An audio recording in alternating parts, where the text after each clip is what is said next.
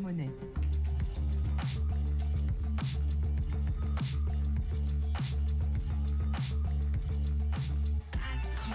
Money.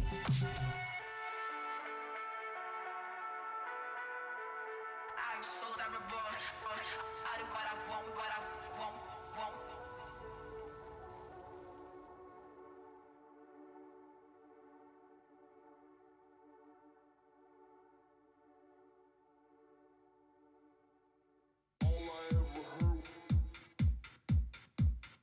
All I ever heard was noise. All I ever heard was noise over my Nintendo. All I ever heard was noise. All I ever heard was noise.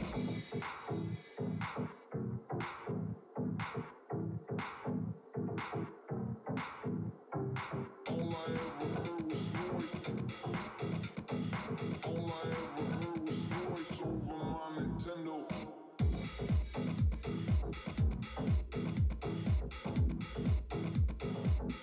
My Nintendo.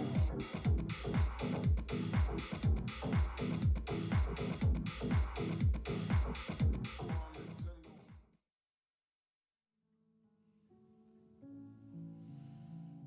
Hey everybody, welcome to the Hi-Rez Community Art Show, if you even want to call it that. It's me, your girl, EnaBuns, and with me today, my darling sweet angel, Anna, who's leaving us. I'm sorry. It's okay. It's all right. Cut it. Whatever. We're good. We're good. We're fine. I am very sad to see you go, but we needed you here for one last roundup of amazing artwork. So Yeah. You guys, it's been bittersweet for real. This art show and Hi-Rez and everything just means so much to me. Started my game journey here, game dev journey, and been inspired by so many people. So you have inspired so many people as well. I feel very, very thankful and fortunate. Oh, babe. Yes, that was gonna start. Okay, let's just go right into art, Let's guys. do some art. Let's go right now. All right, starting off with the first one. This one is by Apollo FDK, who we've had on the show a couple times, and this is an Izanami. This is Mystic Izanami. So dope. Cute, I love it. God, starting off strong. Okay. No, yeah, dang. no, this is what we're doing. Does Izanami have one of these skins? I don't think That so. matches like the rest of the Sailor Moon-y type skins that we have? No, I don't think she has a magical girl skin, but she definitely should. She really should, but it should be like a creepy, Yeah. Japanese creepy. Or like she's been through a fight. And it's like she's like tattered. We're all crazy. Oh, yeah. I like that. I like Yeah. that. All right, thank you so much, Apollo FDK, for this gorgeous Beautiful. design for Izanami. I hope we get her into that soon. That'd be nice. This next piece we have is by Benavir 1. Stay hydrated Oh my this God. summer. This is the cutest thing. Isn't this So adorable? cute. You've got, of course, the most important message by Shock. Don't use plastic bottles. Charybdis in the background. I want a tattoo of that. And Amaterasu is the sun. It's so cute. It's amazing. It's so cute. Aww. I like how Tiamat's just like in the water. She's probably peeing, I feel. Just gotta keep it warm. Yeah, well, she's taking care of her babies. I get it. Yeah. Oh my God. Thank you so so much. good. Brought to you by the H2O Bros. Love This it. is so cute. I love it so Yeah. much. Thank you so much, Benavir 1, for that. I appreciate it. Next up, the third piece we have, this one that's been circulating around Twitter. I Am Shiny CM has this capability of just churning out so much concept It's art. crazy. Like the concept team in Hi-Rez are like, can we do this? Can we we keep also? up? Yeah, right. But this one's my personal favorite because of course there's so many to choose from. This is Shark Attack, Kukulane. I love this. Oh my God. This is really rad. It kind of makes me think of Street Sharks. I know. Street Shark crossover. Oh my god, wouldn't that? Yeah, right. When? But sharks are my favorite animal, and it's currently like Shark Week, right? Or it will be. Probably at some point. Yeah, I didn't know sharks were your favorite animal. Yeah, well, great white shark is my favorite animal. That's rad as hell. Yeah, one of the first words I learned when I was younger was a very long Latin word for great white shark, which is Carcharion carcharidis. I think that's the Latin. Mama. Say, Mama. Could I please watch the Street Sharks? But yes, thank you so much, I Am Shiny, for So beautiful. Sharks. As sharks. always. So much, it's so good. Moving on, it's a very concept heavy show, which Okay. I think it's I love the concepts Hell that, yeah. that the community turns out. This next piece is by Oh Moon my God God. Arts. I love this one so much. It's Umoja. It's Yeah. Galaxy Shifter. Oh, I remember seeing this one on Twitter Yeah. and just being like, Stunning. whoop, right to the Slack I channel. know. It's so good. Honestly, It's it'd be so a good. great little addition to the Nux skin Yeah. that we did recently that has like that black hole for a face or I in her chest. I I think forget. I was actually talking to Moon God a little bit about this piece, Yeah. and I think that was something that they were going for, Yeah. was pairing it with them. So. It would be a great companion piece. I think that'd be a great, Mhm. like, just overall theme for a concept like a T5 or absolutely. something Oh, for a bunch of gods, yeah, that'd be rad. right? Just like all galaxies, like. Like super effects, Yeah. cool. Oh. But this is gorgeous, and always, Mhm. as always, they always are kind enough to include all the abilities and everything like that, and they have Yeah. them all right there. And you see- Yeah, I love the like sun and moon and like the I planet. know. It's stunning. I love it. Absolutely stunning. And recently with NASA's discovery or better photos, Right? Yeah, with with NASA's good yes, pictures. now we got it. Now we got that HD. Yeah. Now, like this is very fitting. So Yes. thank you so much, Mhm. Moon God Arts. We love to see your work as always. Always. This next one, it's not just concept heavy, it's Izanami heavy. We got this piece by Ryuka, and it's Izanami just being creepy. Oh my God, this is stunning. POV, you're the cookies on the counter. That's right. That's where what I you wanna see. Be. Yeah. This is gorgeous, though. This is what I Oh want. I my want to see God. creepy all the time for Izanami. Yes. Oh, the line work and the painting is just Yeah. amazing. It's so good. This It's is- thick lines, but Yeah, I love it. It's very stylized. I love Yeah. that the face in the background is me. like, how you doing? that's That's how us. I feel. Yeah, that's us. It's like, all right, cool. We're sad today, but it's fine. We're watching art. We're just here. We're gonna cover up our feelings today for the sake of the camera. But the second that thing's off, we're just Dude, like, I just mean, crying. that's kind of the last few years, right? Just Right? cover up our feelings. Anyway, thank you so much, Ryuka, for bringing This up is those beautiful. painful memories. no, it's 100 absolutely gems. No. stunning. It's gorgeous. Please draw more creepies, and Oh, you're very please, good at please, it. please. Moving on to this next one by Sammy Stukes.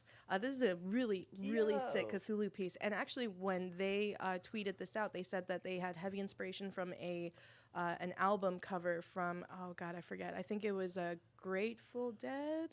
I don't know. Well, it's similar to that album cover, and that's where they took the inspiration. Yeah, from. correct us in chat Yeah, or please. something because we're not really. Spam the chat. This is rad as hell. Isn't this great? I Yeah. feel like that's Kukulane. He's in the bed. Yeah. He's just like, what is this? Why is he underwater?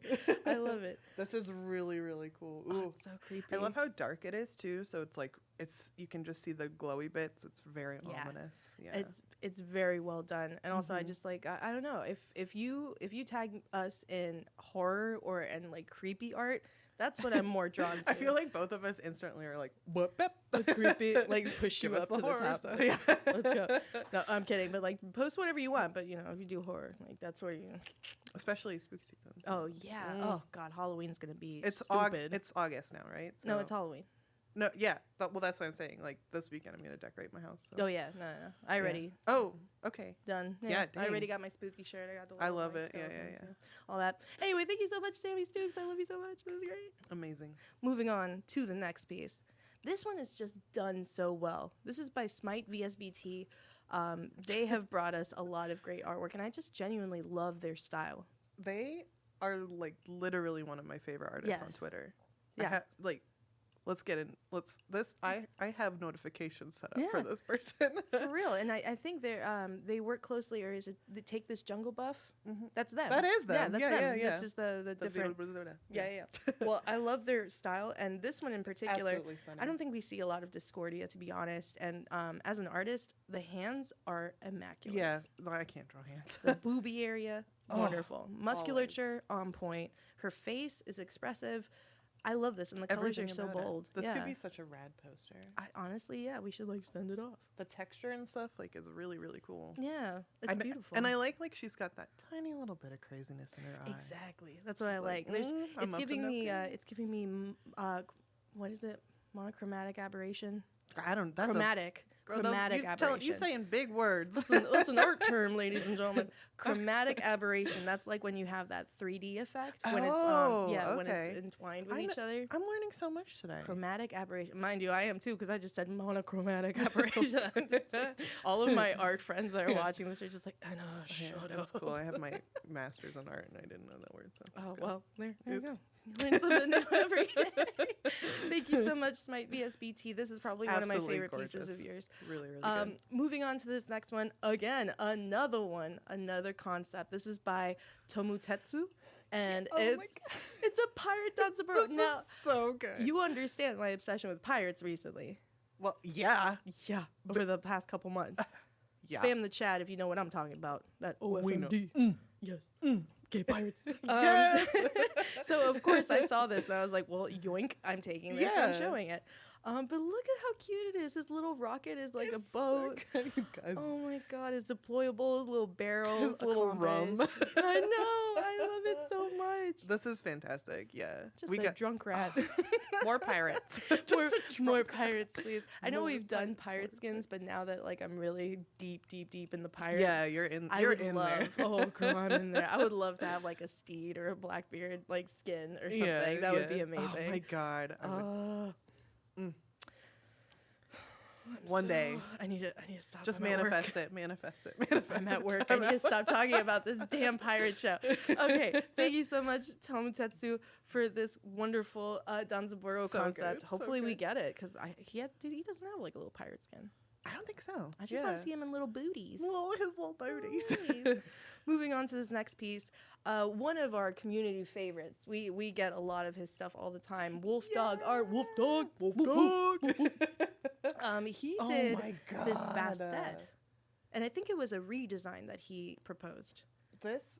I'm not sure. So something that I have noticed, like after the few years of doing this, is just seeing artists grow. Oh yeah, And Wolf Dog is one of those that I'm like, I agree. dang, you leveled up like I agree. crazy, so fast. Consistently. Like Yeah. his line art, his coloring has gotten so much tighter. It's so beautiful. The Yeah. detail work. If this, I mean, yeah, this is rad as hell. I love this. I would love to see this in the game. One of my favorite things of his that is like a constant is all of his characters are always on these little floating The platforms. little, yes, I like that too. It kind just of grounds adds- them. Yeah, well, it just adds a cooler look to it instead of just slapping it onto like a plane. I love this. The gold is stunning. I think the design is Absolutely. great. I would love to see a really muscular cat woman Yes, with a cat please. face with like a bunch of really cool tattoos all over her. Oh my god, this is absolutely beautiful. This is absolutely. stunning. Stunning. Oh, stunning. Thank you so much, Wolf Dog Art. I love you, Bippy. Keep grinding, my guy. Love it. My person.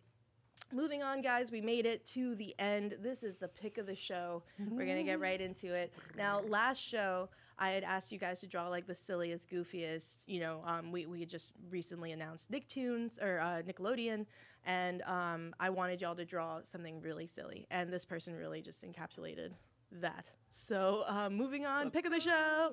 Boom! This is by Bomine. Oh my god. Bomine. Yes. And this is, it's a Danzaburo heavy day. It's Izanami and Danzaburo, but it's got Rocco.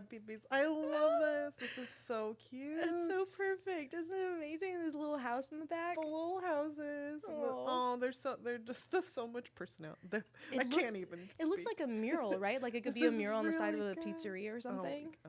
On the side of a pizzeria, on the side of our building. Oh yeah. Oh, actually, yeah. Oh, All right, I bring love it. this. Let's go. This is so cute. I It's so love it. good.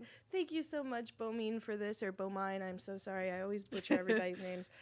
This was great. I love this So piece good. so much, and Nickelodeon was like such an honor for all of us to Crazy. work on, and we were so hyped for it. So it warms our cockles. The deepest of the cockles. The deepest of the cockles to see this artwork. So thank you so much, everybody, for all of this. I don't really have a challenge for the next show. Everybody's just kind of been doing their own thing, which is fine. I don't know, Anna, do you want to give the Oh, put me on the community like spot. a fun challenge for them to draw? I always love the creatures. Those are my Yeah. favorite. So maybe just kind of a cool, creature feature. Yeah, a creature feature. All right, guys. Maybe. I don't know. You heard it from the lovely lady. Creature feature style challenge. That's what we want to see from you guys for the next art show. Just like spam us on Twitter, follow our handle, Hi-Rez Art Show and stuff, and please tag us. And yeah, Yeah, just because we're moving on doesn't mean exactly. still tag me. I love this game. I still love seeing your art. So. And speaking of which, I just want. Oh my. Oh, stop. guess what? There you go. No. Thank you. We love you. No, I'm like so- now cry. I didn't wear my waterproof makeup. Anna, I would like to say, of all the years I've known you, and I've known you for a long time here at Hi-Rez, a long time, before the art show and anything, you have been just a constant, just a lighthouse of just pure joy. Every time I've seen you, you always have the biggest smile on your face. You're always so kind. You're always so God. sweet. And we all adore you, as you've seen. You guys had no idea. Before we started filming, there was just a procession of people coming in to hug her. She is the most loved person, seriously. You have made the SMITE, Titan Forge, SMITE, and just Hi-Rez in general, like that much more enjoyable for all of us. Thank you. I love you. I love you, and thank you guys so much for being so supportive over the years and making what I do worth it. You know, I think a lot of seeing people's fan art and seeing the love for our game and what we create and what we pour our hearts into every day is really Yeah. it makes working in video games really cool. We're so proud of you, and we're Thank so happy you. for the journey that you're going to take now. And please, everybody, please continue following you. You'll still be Bananamation, correct? Yep, that's Yep. me. Yeah, Please. I'll be lurking in the Yes. shadows. So please make Always. sure to follow Bananamation on Twitter. Continue tagging all of us. Continue tagging her. We still have, she still has so much love for the community. Always, yeah. Obviously. You guys are all you've earned that special little corner in my heart. You're there. You're Yeah. not going anywhere. So we will, of course, follow everything that you do, and obviously Thank you. I'll still be right outside your house because you're local now. So Yeah, I'm like, yeah. Well, and Yeah. I'm fine with it. Okay, cool. All right, I'll see you later then. I'll see be you. around 4 p.m. I'll Yeah. be there. Yeah. I'm glad you said something because I was gonna go to your house. Oh, that would have been awkward. Oops. What a way to end the show. Anyways, guys, Thank thank you you so so much. much. Spam the chat. I love you, Anna. I love you guys. I love you and- so much. Yeah, thank you, Anna, for being here. Thank you for Thanks, everything. Anna. Seriously. Yeah. Cancel the art show. Cancel it. No, don't. Done. Please don't. Done. All right, see you later. Bye-bye. Bye. Love you. Can I go cry now? This is, you guys are so sweet.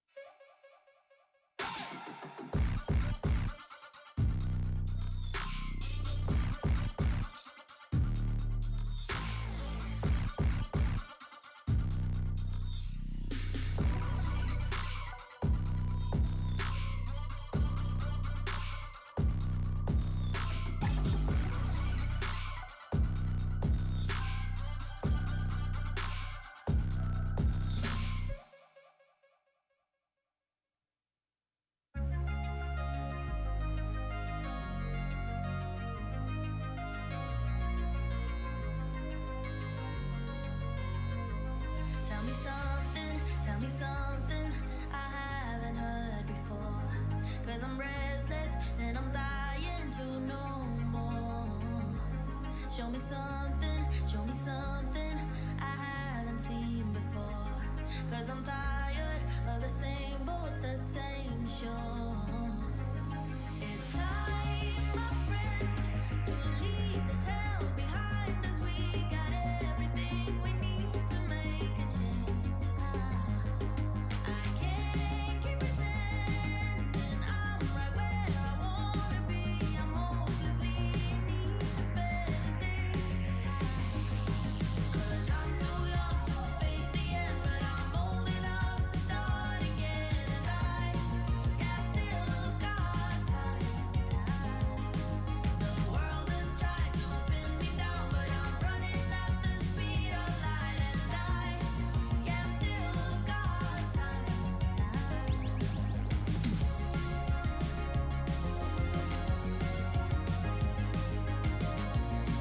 Yeah, still got time. Give me something worth fighting for. Cause my heartbeat has been silent for too long.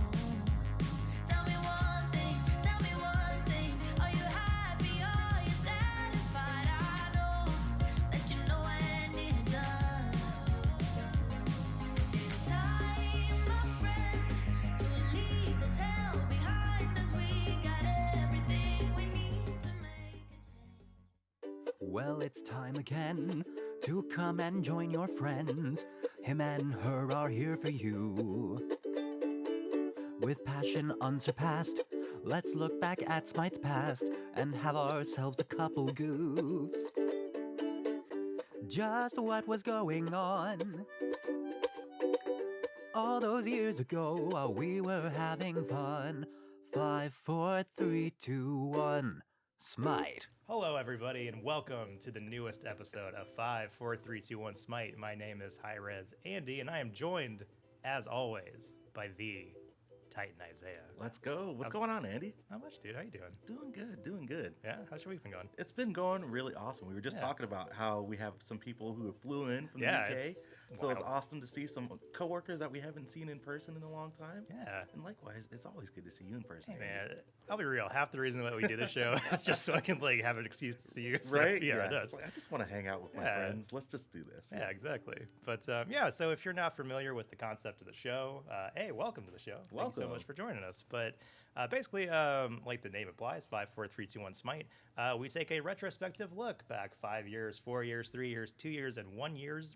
No, that's not right. 1 year back in SMITE's history of all the stuff that we've been dropping month to month. So this month, it's August. So Isaiah, what do you say we check out what's been going on? Let's SMITE? get right into it. All right, sick. So we're going to take a trip back to the past of 2017. Let's get it. Whoa. All right. So full disclosure, we're realizing that, hey, SMITE's a big game, but sometimes we double up on content because sometimes we'll announce it in July and it comes out in August. Yeah. So we're kind of running into that on this one. So if you guys are watching this religiously, which, hey, it's You SMITE, should be. gods, Yeah, right? yeah, you should be doing it.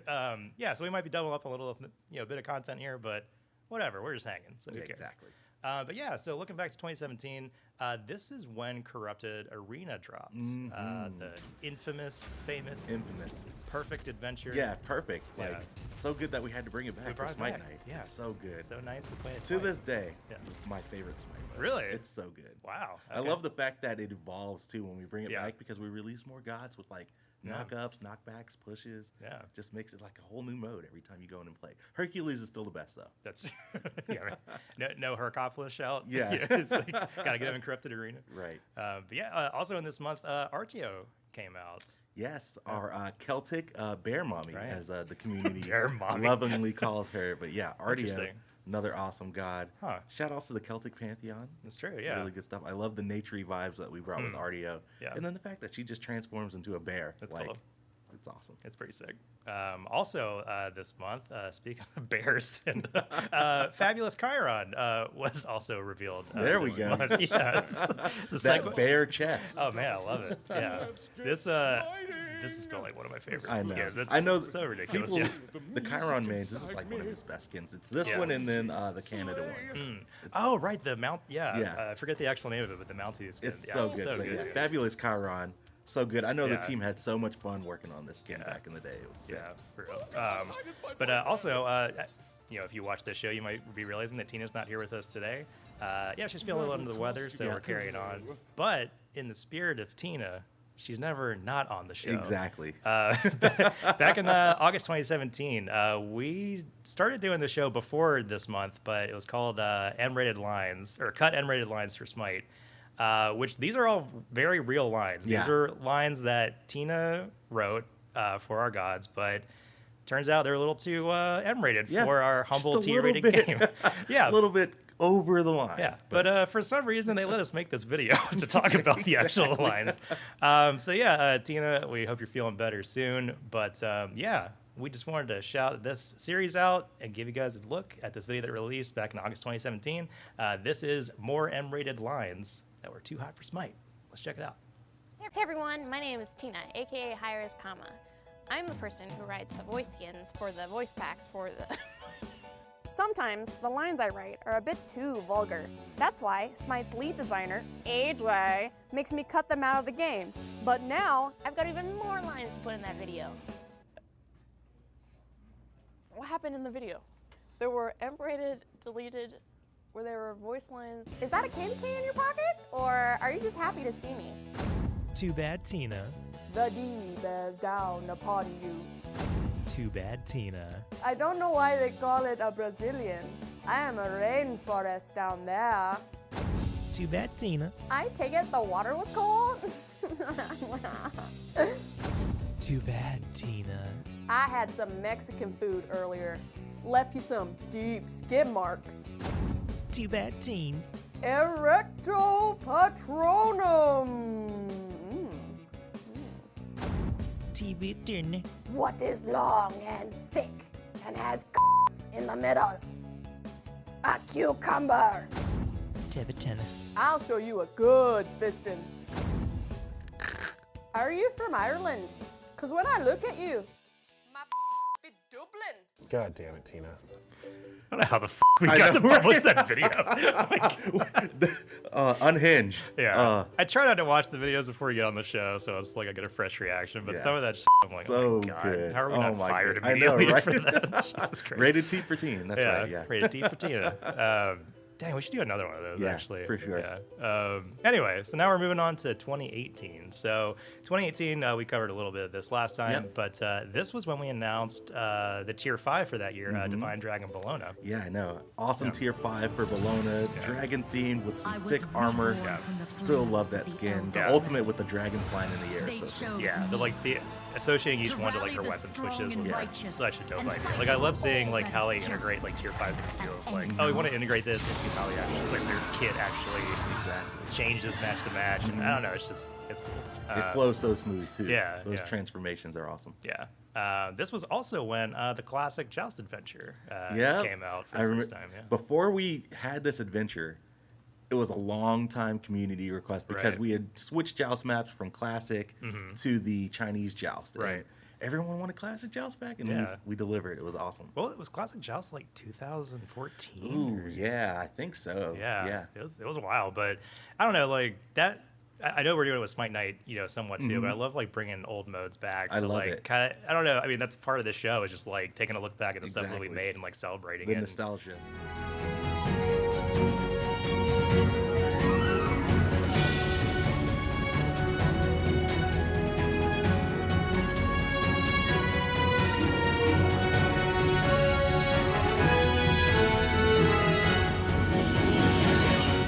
season 5 seems like so long ago. It's crazy. It was. It was long ago.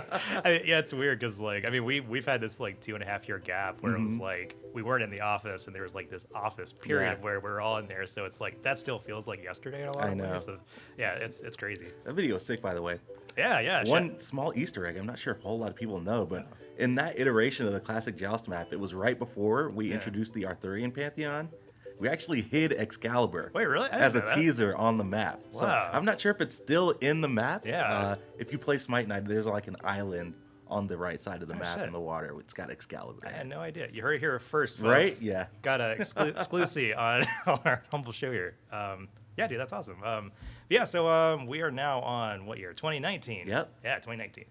So this was when we revealed the Winds of Change Kukulkan skin. The summer tier 5s popping off. This skin was amazing. I absolutely love this skin. Like the theming, I don't think we've really done anything quite like this. Right, It is amazing.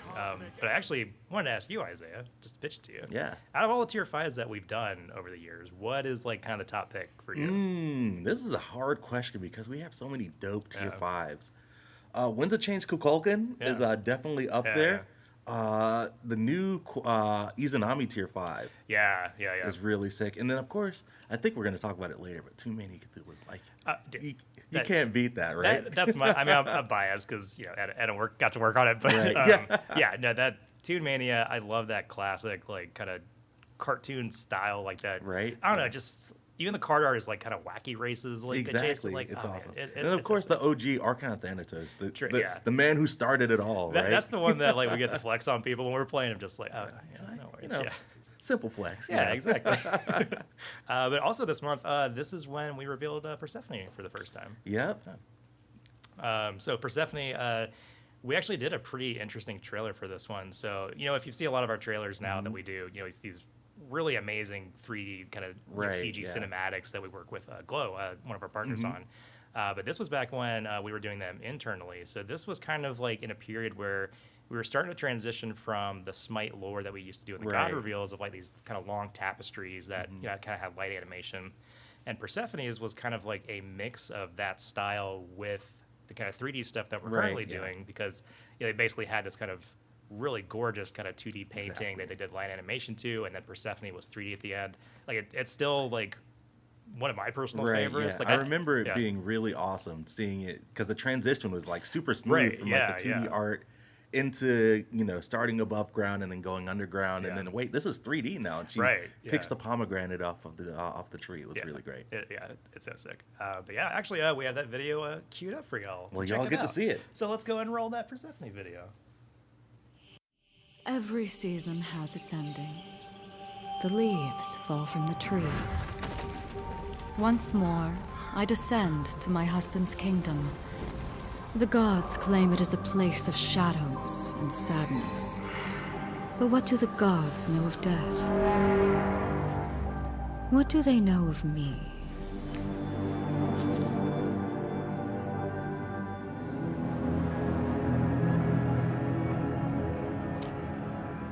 They never wondered why I ate the pomegranate seed.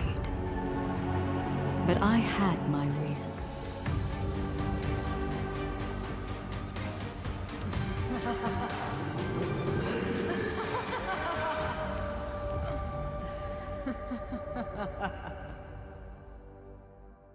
Shout out to pomegranates. I know, right? Yeah. I think it's an underrated those fruit. Antioxidants, but maybe not as healthy for you on the battleground if you're against the Persephone. Yeah. You ever drink that palm juice that comes in the kind of like double bubble bottle? Yeah. They used to have like glass cups for like a tea variant. Really? This was like 10 years ago.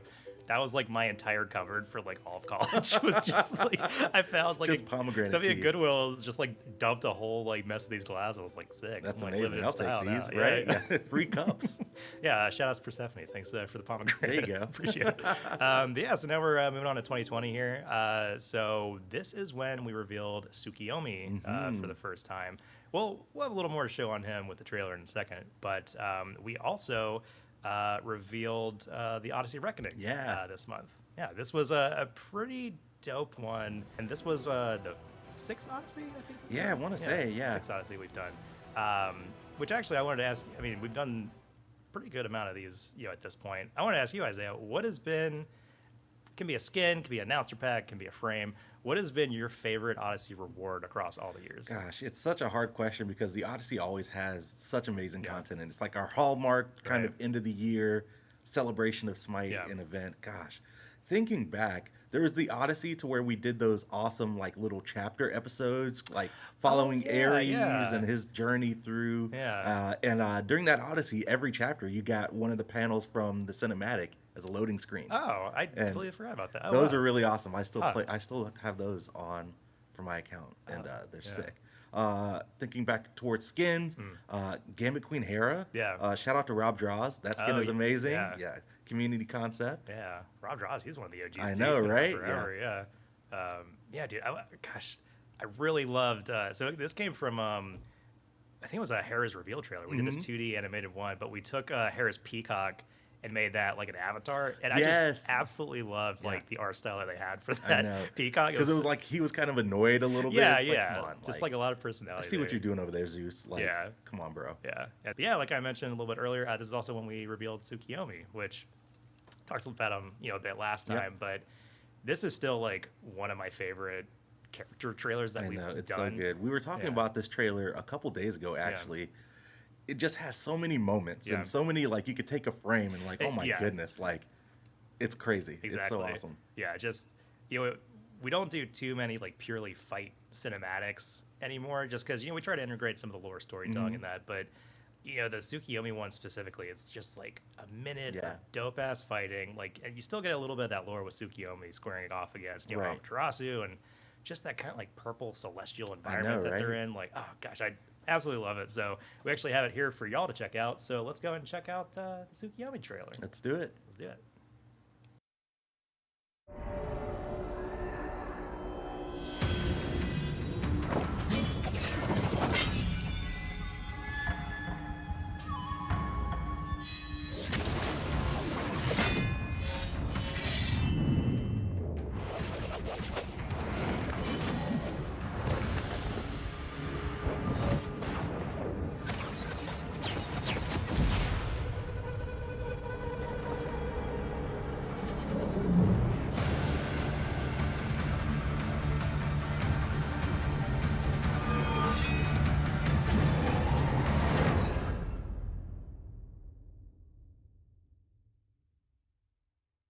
So, Isaiah, it's always great seeing you. It's great seeing you too, Andy. I love it. It's great seeing you too, chat. Yeah, all y'all out Thanks there. for hanging out. Thanks to production who are in our ears telling us to like get our shit together. Right? Thank y'all so much for hanging out with us.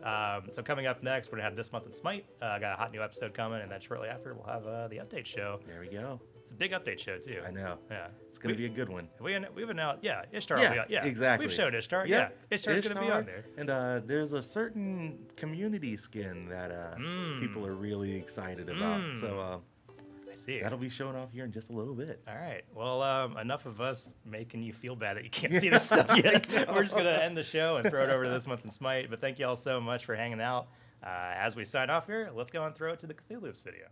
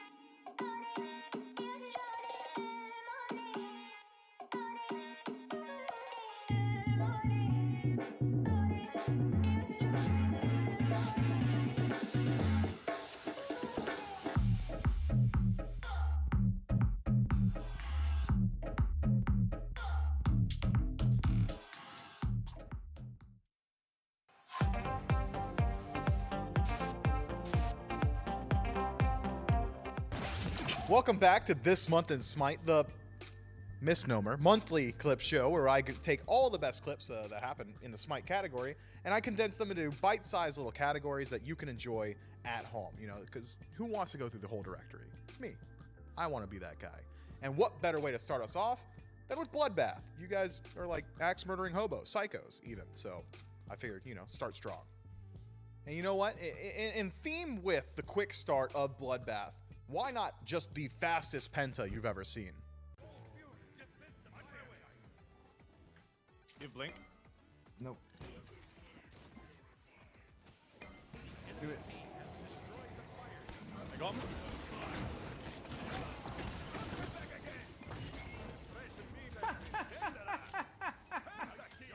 Pentakill. That's what happens, baby. That's what happens, baby.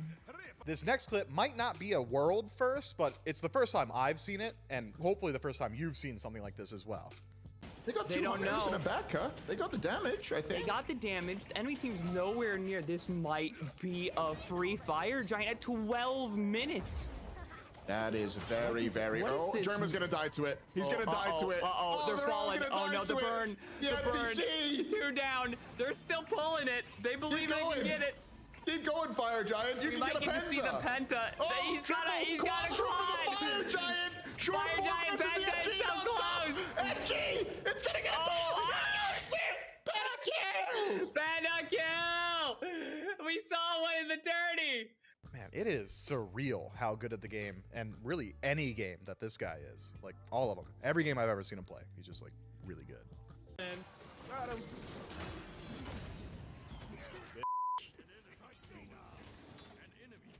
Oh no.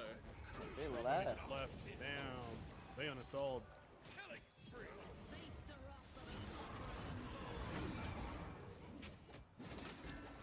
Wolf. This is disgusting.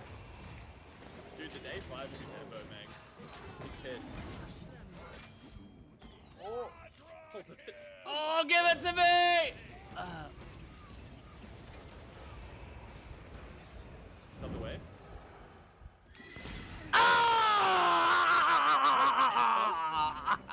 Alright, so this next clip doesn't really fall in line with the spirit of Bloodbath. It's only 1 kill, but I swear to you, this guy just gets mauled so bad, I figured it fit this segment.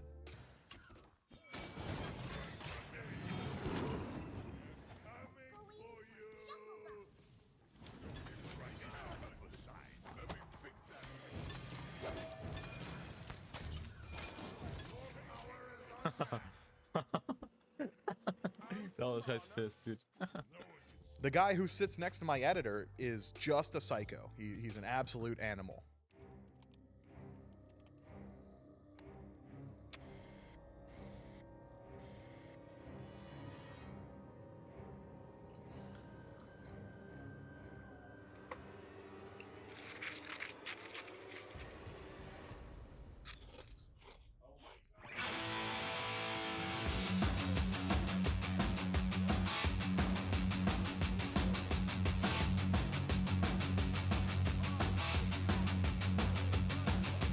How long can I stay in my trimmers?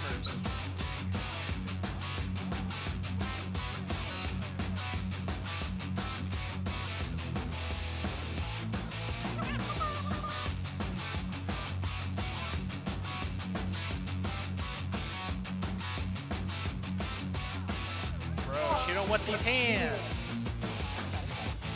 We got it.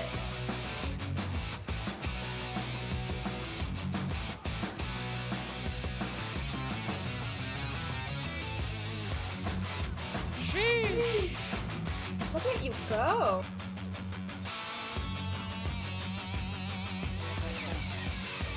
Woo! Let's go.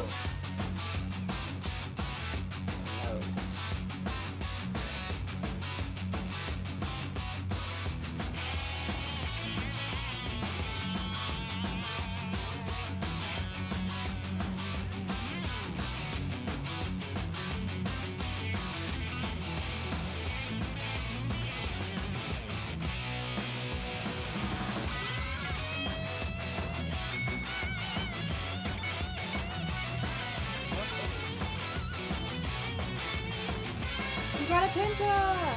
Let's go. All right, let's dial it back a little bit now. Bloodbath's over. Let's get into some more cerebral plays. Welcome to Big Brain.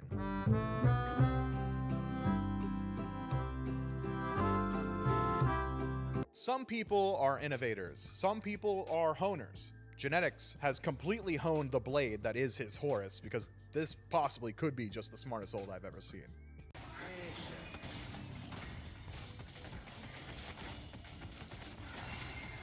We shall fly together. Don't resist. Okay. This next clip is like a really smart play, but I don't know. Something just doesn't feel right about celebrating it. They don't end. We can still. And I'm gonna TP in and end. I TP in. Watch this. I'm gonna taunt them while I TP away.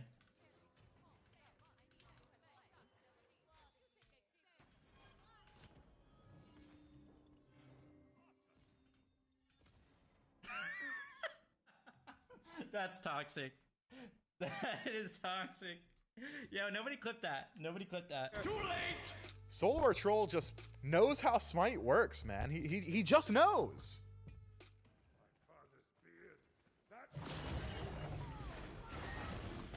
I'm coming. Oh my god! Oh my god! Pack up the up! I might just woke up laughing again. If this whole Smite Pro thing falls through, Haddix could just make a living being a mind reader, like on the boardwalk. Tongue 3. Tongue ult.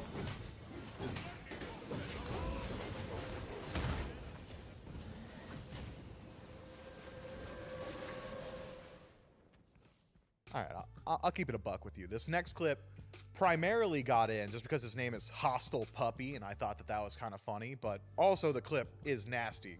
Enjoy.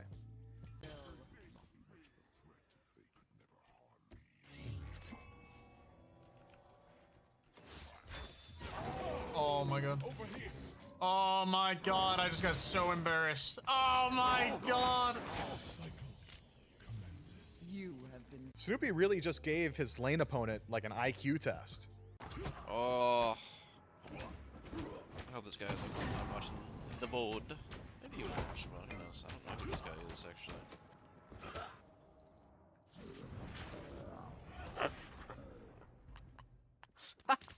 I didn't think it would work, but it did.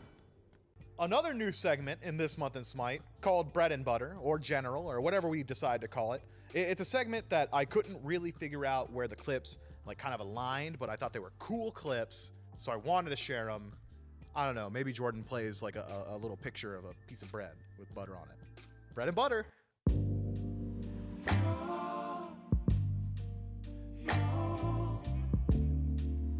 Bread and butter. Tectone of Genshin Impact fame recently came to play Smite in the massive Mizkif hosted tournament.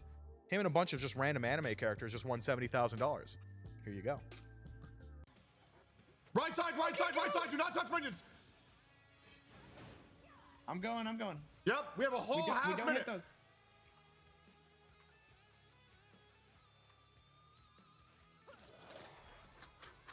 Yeah, I need somebody to tag for me. Okay. Someone get in there, someone get in there. Yep. Whoa. Next! Go! Just strip and hit it! Get it!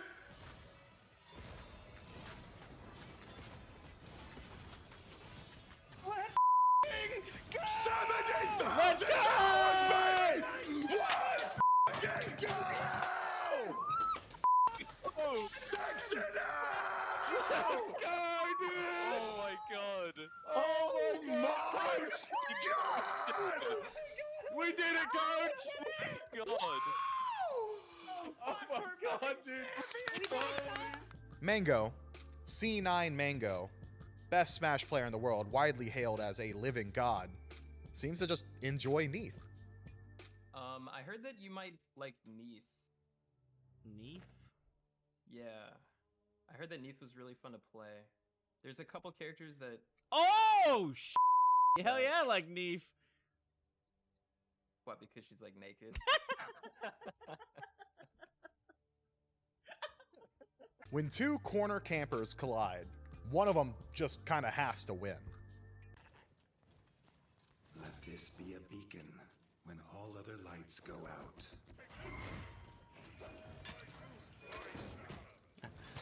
There's a wall there. I can't avoid it, guys. No matter what I do, SOT always makes it in these episodes. He's always streaming. He's always making big plays. And this time, he's taking some souls.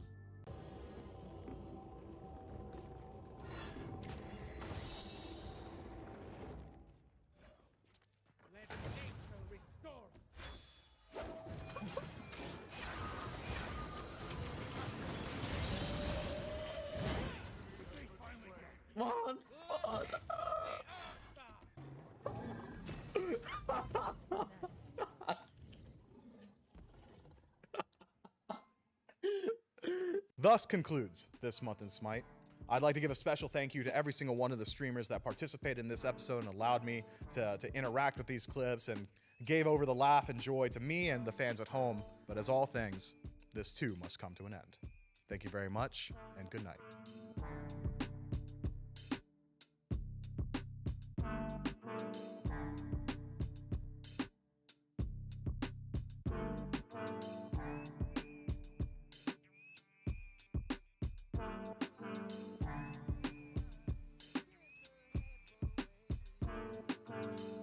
Goodbye.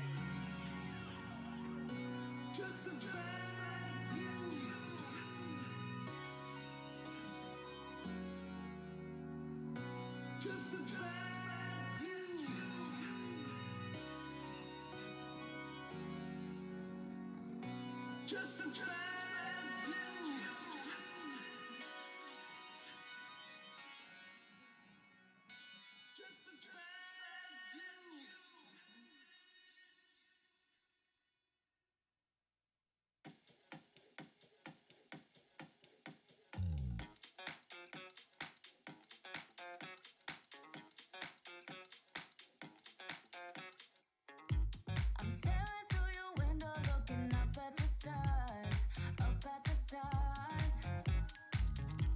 I'm caught inside a loop where I can get to your heart, get to your heart.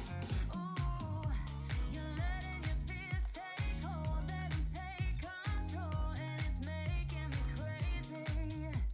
If you could only look at me, you know how I feel, know how I feel. Oh, see how much I want it, see how bad I need it. You gotta look into my eyes.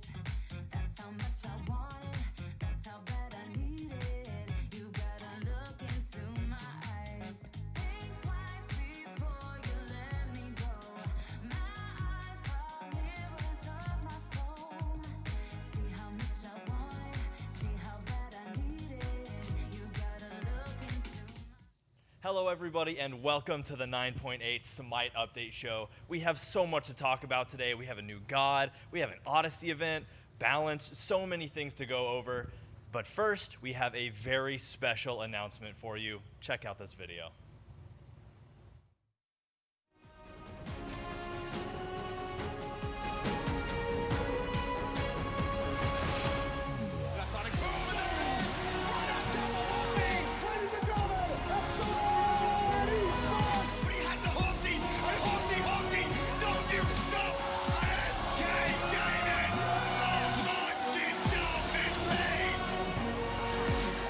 You can hear the audience. I wonder if there's a favorite. Say it 3 times for the 3 times. Vamos! Vamos! Fighting for the life that's on top of the world is fighting.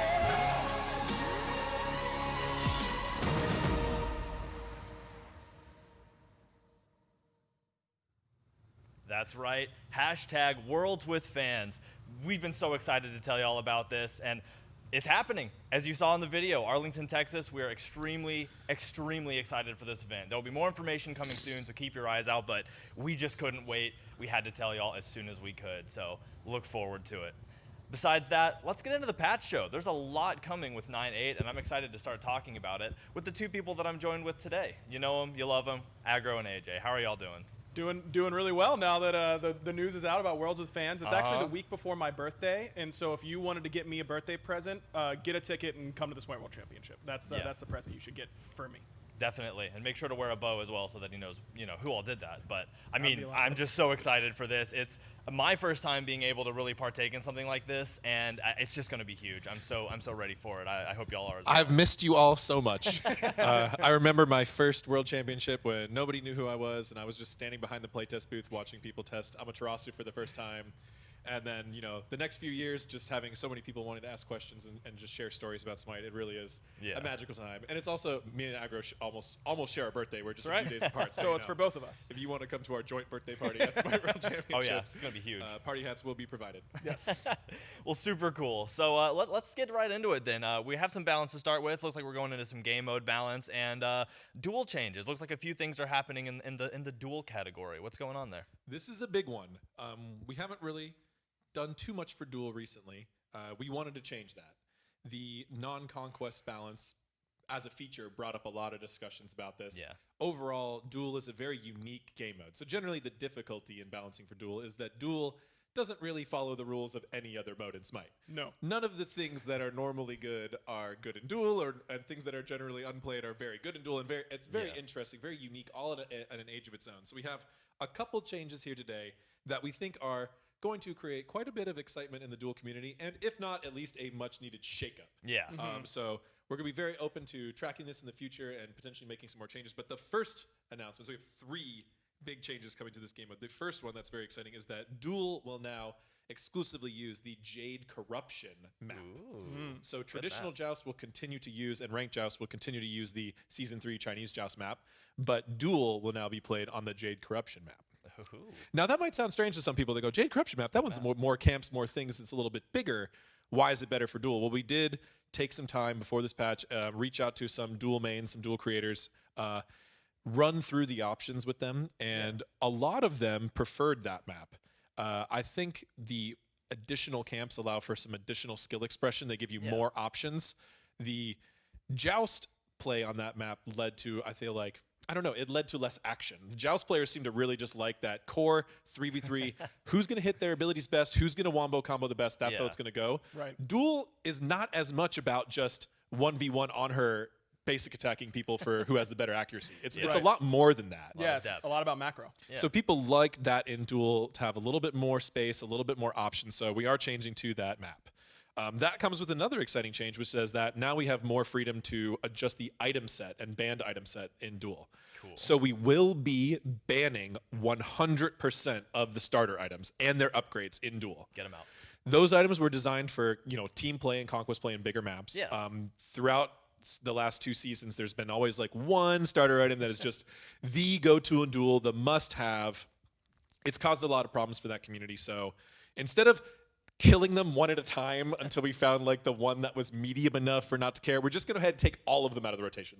So you're just going to be going, tier 2 Transcendence, or, I would say the Boots Rush, but that's not a thing anymore. So you're going to have to find some new ways to start, Tiny Trinket and potions and who knows, right? Yeah. So Duel's going to have all new item starts, which is very exciting. That'll shake it up a lot. That's super exciting. And then one last change, which is that now the non-conquest balance is actually going to be a slight misnomer because it's just not going to apply to Duel. Duel is going to continue to use conquest balance. Really, non-conquest balance tends to create buffs and nerfs for gods that play very well in like big, constant 5v5 skirmishes, because that's all the other non-conquest modes. Basically, And that is philosophically the opposite of Duel. So applying non-conquest balance to Duel was rarely going to line up. We initially thought we might be able to target specific gods for Duel and have like, less impact on the other modes, but it really just makes more sense, I think, to just keep them on the conquest balance. So it will be now non-conquest and Duel's in its own little bubble. I mean, I think that the big thing here is that all of the other non-conquest modes, except for Joust, which is 3v3, but it's still team fight oriented. It's still constant team fighting in a group. That's where we see like the difference between a god's win rate in Assault versus, Clash. Probably not going to be that different, but something like Duel is going to differ very heavily. So I think that's why it makes sense to exclude Duel from the non-conquest modes and keep it in its own little Duel bubble. Makes sense to me. Very exciting changes for Duel. If you don't play Duel, that's okay, but I would encourage you to go watch some. It's more of a spectator sport, honestly. It's really fun to watch. We have a lot of very dedicated creators in that space, so I'm sure they'll be hyping it up, and their likes or dislikes about these changes as we learn through the new meta will be a very fun journey to go through together. Oh yeah, always with the feedback. We're always looking and listening. If you're like, wow, man, no starters, that's horrible. Well, listen, we'll hear that. So super cool. It looks like Joust has one small change as well coming up in this update. Right. This comes as a side effect of these map and mode changes items. Is we will now be able to re-enable all starter items on Joust. So previously, a couple were banned. I believe it was Benevolence and Death's Toll. Because they were being abused in Duel. Those items, maps will now on different maps can now have different item pools. And so really Joust is actually getting a bit of a meta change here too. So perhaps we see some hunters or some guardians come back into the meta in there. Yeah, love getting to shake the tree like that. That's super awesome. So it looks like we're getting into items now. That's all the game mode map type stuff.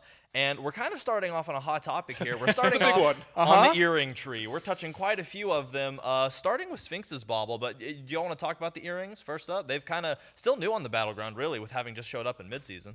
Yeah, I think that overall, I mean, we knew that this was going to be a journey for the earrings. We've messed around with them in bonus balance and things like that, but I think that we wanted to release them in the way that we did to make sure that we knew what type of effects it would have. We had a lot of internal feedback sessions with content creators and pros, and there was a lot of back and forth, and that kind of led to where we ended up. And we've heard the feedback now that our players want these to be powerful effects that they can feel good buying. So they're now going to be powerful effects that you can feel good buying. And starting with Sphinx's Bauble, this one is the one that was the most topic of conversation, of course, right after it was released. And so this one is a little bit more of a shift where the others are getting straight out buffs, but really focusing Bauble on being a mage-centric item. You know, now that we aren't at the 60% cooldown increase anymore, you know, still only going to 50%, making sure that it feels good on mages, so removing that damage reduction and instead adding protection reduction. So it de-incentivizes you from going it on Guardians, because we felt like the abuse cases were mostly these high CC Guardians or high survivability Guardians. You know, everyone doesn't like getting their kill dropped because Geb shielded them. What if he's dropping 3 in a fight all of a sudden? And that's where we really felt like the majority of frustration cases will come in. We anticipate this item will be good, as we do with basically all of these. We expect these to be pretty strong. That's what we're going for here. We want them to be strong. This one we're taking the safest route with. Yes. So, I mean, I don't think it's necessarily going to de-incentivize supports from buying it, but it's certainly going to come with a larger cost. Yes. But it's also going to be a little bit better for mages. So this is very much a shift. Yep. All of these pretty much are shifts, but generally with a bit of a buff leaning philosophy. So, you know, overall, we want to keep this at 50% cooldown reduction. We felt like that's a good spot. 60% just a little too dangerous.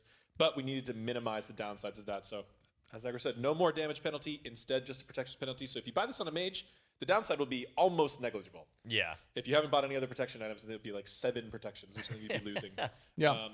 Now, supports, they might feel that a little bit more. However, you know, as you stack lots of protections, they do get a little less effective. So losing a little 15% off the top might not actually be that bad. Could be very viable on some of those more backline mages like Yamoja, Geb, and stuff like that can afford to avoid some damage directly. So overall, we're trying to look at all these items, make them a little bit easier to fit into builds, a little bit more applicable, and just stronger in general. So fair enough. Certainly viable on supports, but it'll be a more noticeable drawback than it was losing the damage. Which was virtually no drawback for supports. Yeah, exactly. On a mage, to an assassin, 7 prots isn't going to change them killing you instantly if you misplay. It's all about watching yourself. Well, cool. The next earring getting touched is actually Griffin Wing, another one that I'm a really big fan of. So what changes are coming down the line for Griffin Wing? This one's real simple. Just adding some magical power and completely removing the damage debuff.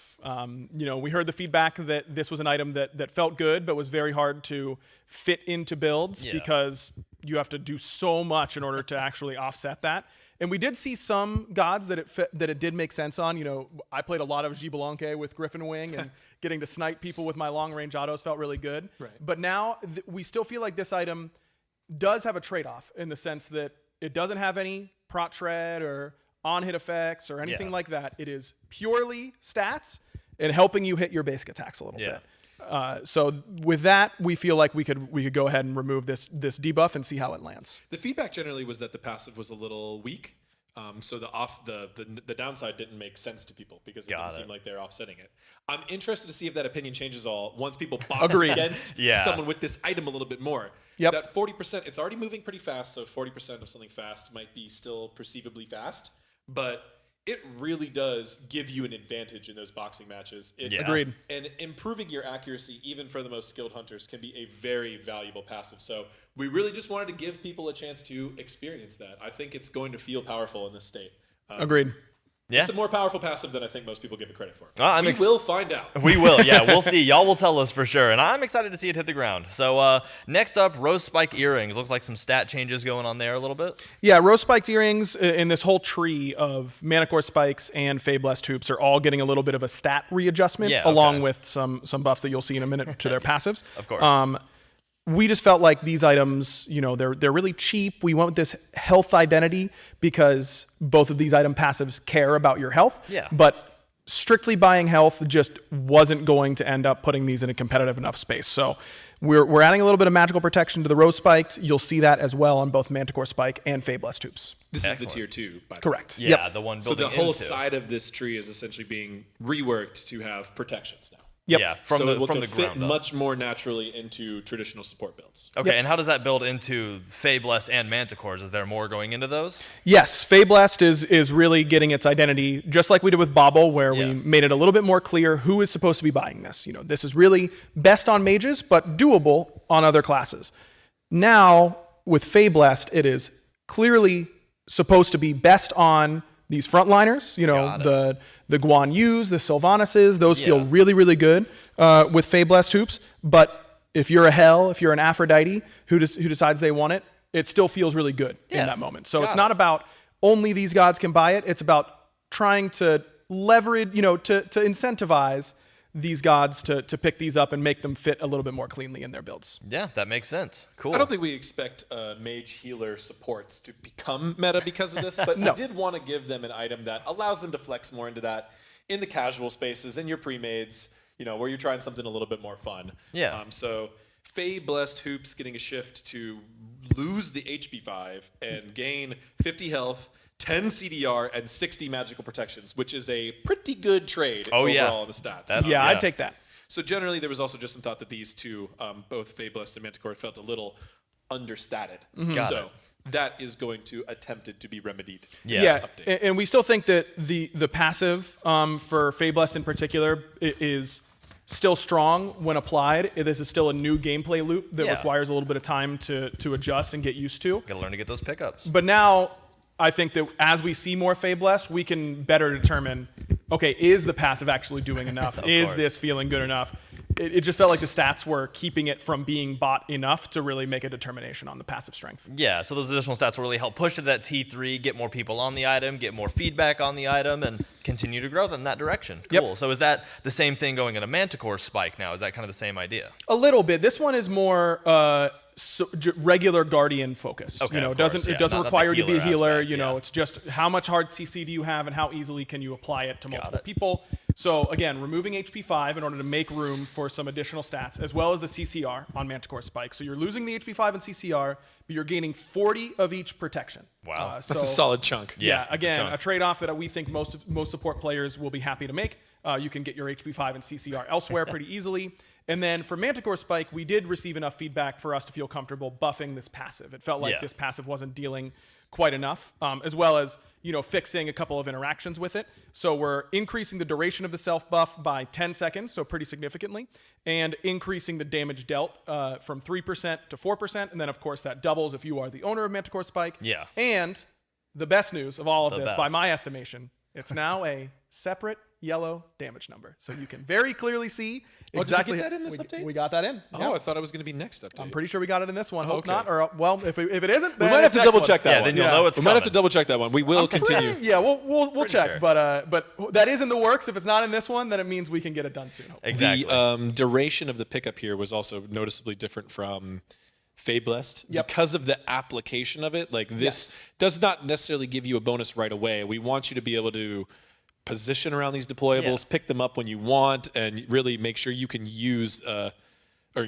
make sure you can use the passive. Yeah, right? Of course. Whereas the Fae Blessed, you get the shield immediately. This, you still have to hit someone. Yeah. So we wanted that to increase its chance. So it's not only getting more damage, it's also going to be more likely to connect, which I think is actually a really big component of this buff. Yes, it is felt much, much better in playtests, for sure. Well, cool. Excited to hear about that. Excited to see it happen. So next up, we're getting into a lot of mage items, it looks like. We have a whole list of mage item changes, starting with what looks like a triple of different cost decreases. So Divine Ruin, Spear of the Mages, Spear of Desolation, all getting cost decreases.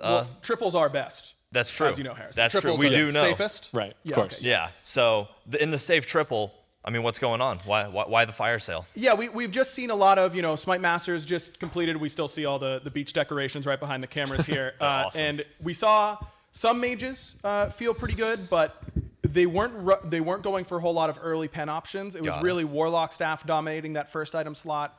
And we started to see, Amus and Cobb start to be good. And as soon as AMC starts to be good, a lot of hunters start creeping in order to match his pressure. And usually that's indicative that early mage clear and fight capability is not quite high enough. And typically that's because their flat pen options aren't quite as good as those of someone like AMC. So Divine Ruin, Spear of the Magus, and Spear of Desolation all receiving just 100 gold off their cost. Mage builds in particular are typically more expensive than every other class. They pack a lot of power, especially as they scale into the late game. But we felt like with the pick rate of these options and how effective they are, especially after the time to kill update where everyone got a little bit tankier, we didn't want to necessarily increase the pen because we know how volatile that could be. So we want to see how just decreasing the cost and making these a little bit more accessible earlier in your laning phase is going to play out. We are going to be giving mages some power elsewhere, though. True. Yes, it looks we are. like we're moving into kind of the world of the Rod of Tahuti. So we have all kinds of things. There's power increases for both Rod and Calamitous Rod, and then Perfected Rod gets just a little more than that. So let's go through the first two and the power increases. Why is Rod getting all the love? A lot of the same reasoning that Aggro just went through here. So this was just an item that, it should be the premier damaging item for mages. It's been a little bit undertuned lately. With the new glyphs and some skittishness around the power in the game, it came down. So we're just bringing it back up. I think it's going to be in a lot better place now. Yeah, for sure. Perfected Rod is the new glyph. The shiny season 7 or mid-season. Right, for mid-season, update yeah. 7. And similar thoughts on this as a couple of the other buffs today. Just didn't quite have the impact that we were hoping for in its initial launch. So looking to give it some extra, utility. Really, it's more of the utility version of the rod as opposed to the damaging one. Yeah, just the so raw. you're going to get this ability is going to actually be able to affect your ultimate cooldown as well. And it's going to be able to proc more often.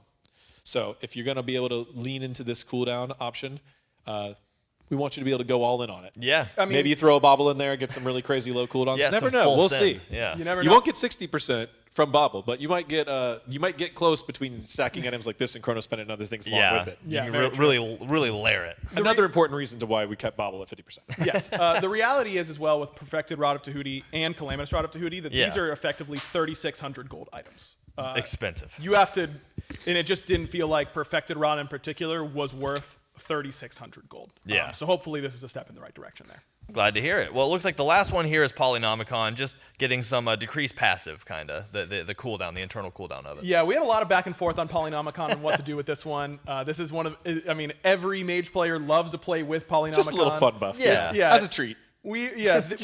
Just getting a little bit more often, I think is going to make it feel a lot better without necessarily completely overshadowing other typical mage options. Got it. But Poly is a lot of effective damage that you get to add to your kit in a way that other items can't really match. So went with a little bit of a smaller end buff for an item that we haven't seen a whole lot recently. Cool. Well, sounds good. That kind of does it for the mage area. Moving into physical items you can bonk people with. Starting with Boomba's Hammer. Looks like that's getting some changes as well. Yeah, kind of in the same vein as Perfected Rod of Tahuti, now being able to proc on your ultimate ability once again. Ooh, yeah. Keep in mind that this is after a change to bring that proc time from 1 second off of your cooldowns to half a second off of your cooldown. So, once we tried a lot of things with this item. It continued to be very, very strong. Got it. It wasn't until we removed it from ultimates and then also put it to 0.5 seconds that everyone was like, among other nerfs, it was like, oh, okay, now it's a little bit too far, and we recognize that. And so now we're giving it a little bit of the strength back. With it only being 0.5 seconds, feels like much safer to allow it to affect your ultimate cooldown. And hopefully it can go, was at the top of the meta to absolutely no play rate. We're hoping for a little Goldilocks right situation. back in the middle there. Yeah. Cool. Well, next up, Jotun's Hammer. Jotun's coming. Jotun's is just getting the love as well, and it's just a lot of physical power increases, just bringing that physical power back into the battleground. Yes, so since the 9.5 update, which there has been quite a few meta shifts from that. True. In general, the goal was to nerf Burst, so the characters that rely the most on Burst being these traditional mages, which we got some buffs in today, and the ability-based assassins started to falter. The basic attack-focused assassins are in the prime of their lives right now. Living it up. Right. So, if you're a Kali or Mercury main, you're out there shredding it. But we wanted to give the other assassins some chances to catch up. So what we're doing here is just small power adjustments across the entire mace tree.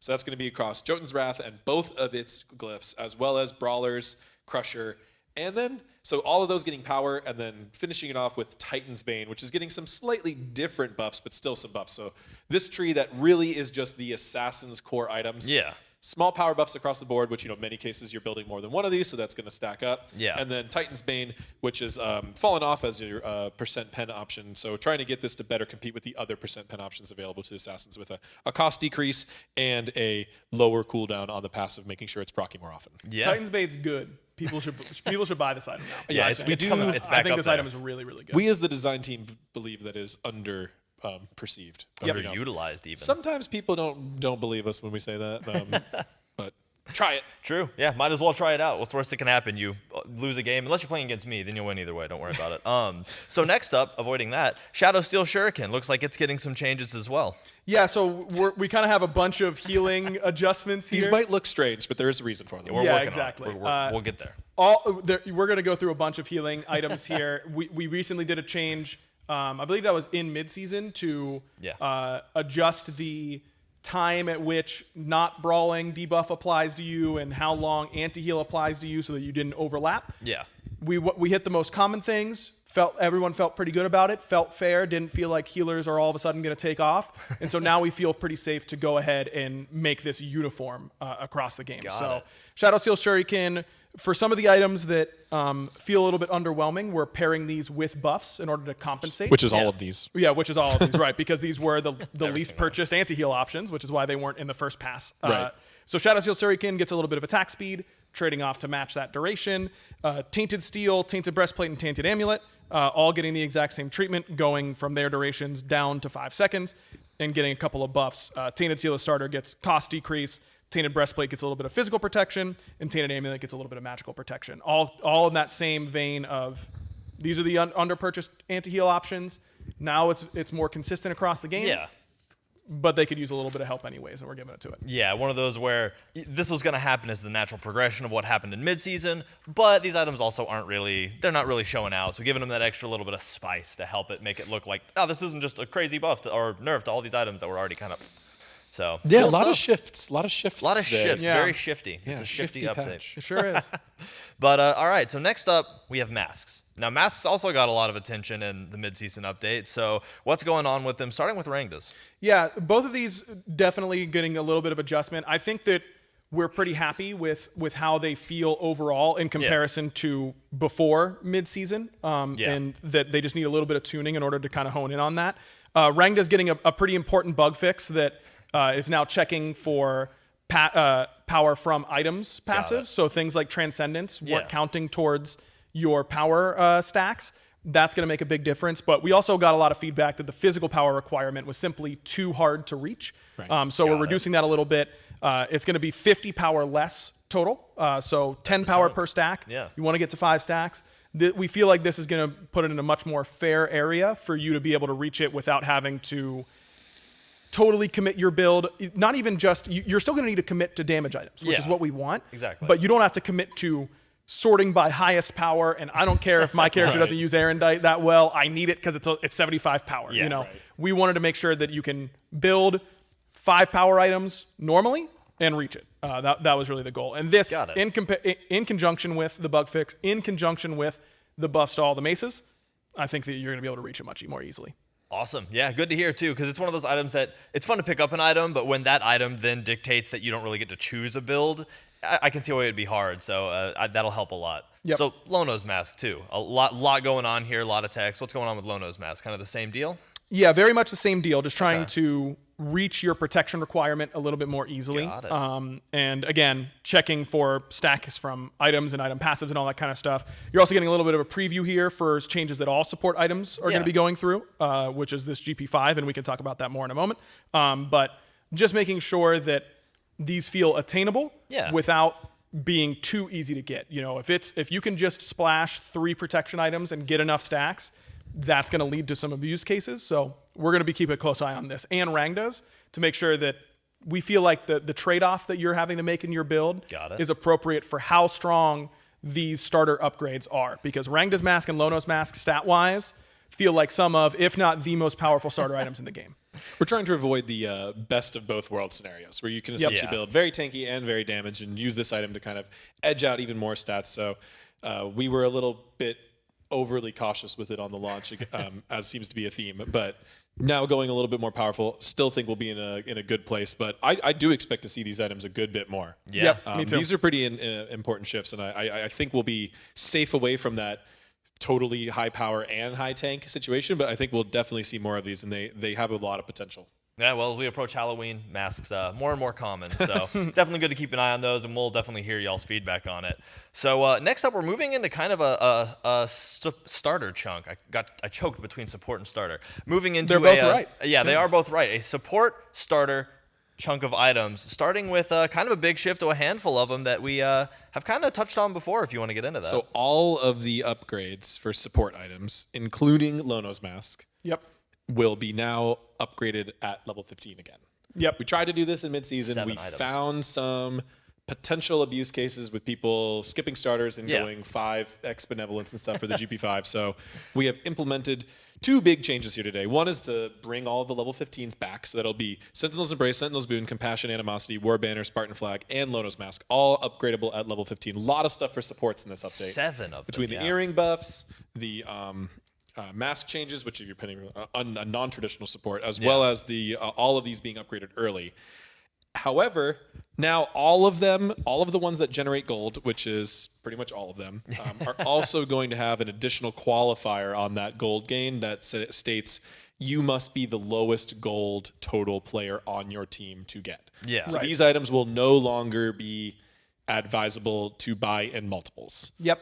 There's also some additional protections like with Compassion. Compassion, we have the gold, the GP5 now also applies. We also made an adjustment to the passive where having 2 Compassions in the area will not have any additional effect. You used to be able to stack those, so effectively you're rerouting damage to aggro, and then I'm rerouting it from him to me and mitigating it again. And that was quite powerful, and that was the main concern when we launched this in the mid-season. So removing that ability as well. So these items should be significantly stronger for all traditional supports, and hopefully the more negative experience cases will be significantly decreased in their likelihood. Got it. Yeah, you got to have the lowest gold on your team. You know, you still get all the other stats from these items. If for some reason you are not the lowest gold on your team, it's just kind of like flicking the switch on the GP5 meter. You know? If I've got the lowest, turn it on. As soon as I jump above someone else, turn it down. So let me farm my mid waves alone, and that way you can get your GP5.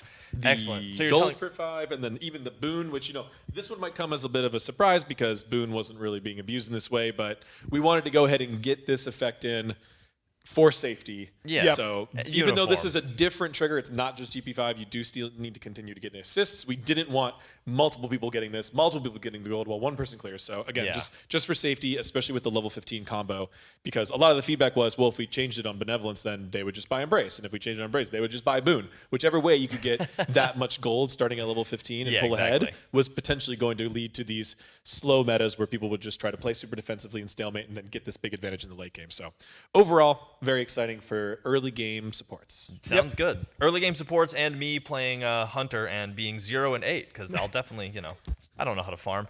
Cool. So that actually does it for items. Are you good, Harrison? I feel like you've been going through a tough stretch. I haven't played Smite in a while, and I got back into it the other day. It had a rough session. I had a rough. It was a rough night, you know. Hey man, just gotta believe in yourself. Get a few arenas or something. I just gotta hop in. I gotta hop in and play with more of y'all. Because usually y'all are nice, and y'all will be like, "Hey, buddy, you're supposed to be on this side of the jungle already," and I'll be like, "All right, cool." So yeah, you come to a playtest, you pretty much get a free coaching session. Exactly. There you go. So I need Lerma to beat me into shape.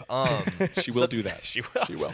But that's it for the items. We have some God balance to get into though, starting with kind of I'm always scared when we have to talk about this. Nox. Nox is. Don't get too excited. Don't get. All right. Not excited already. What's going on with Nox? I don't want to oversell this, but this is yet again another minion damage adjustment on Nox. So playing it safe. One of the things we wanted to just acknowledge here is that this god is being mostly played as a support. In Conquest, in high level, which is important, and that's cool. And there's a lot of other support buffs that potentially Nox can benefit a lot from. So we were hesitant to buff her any further.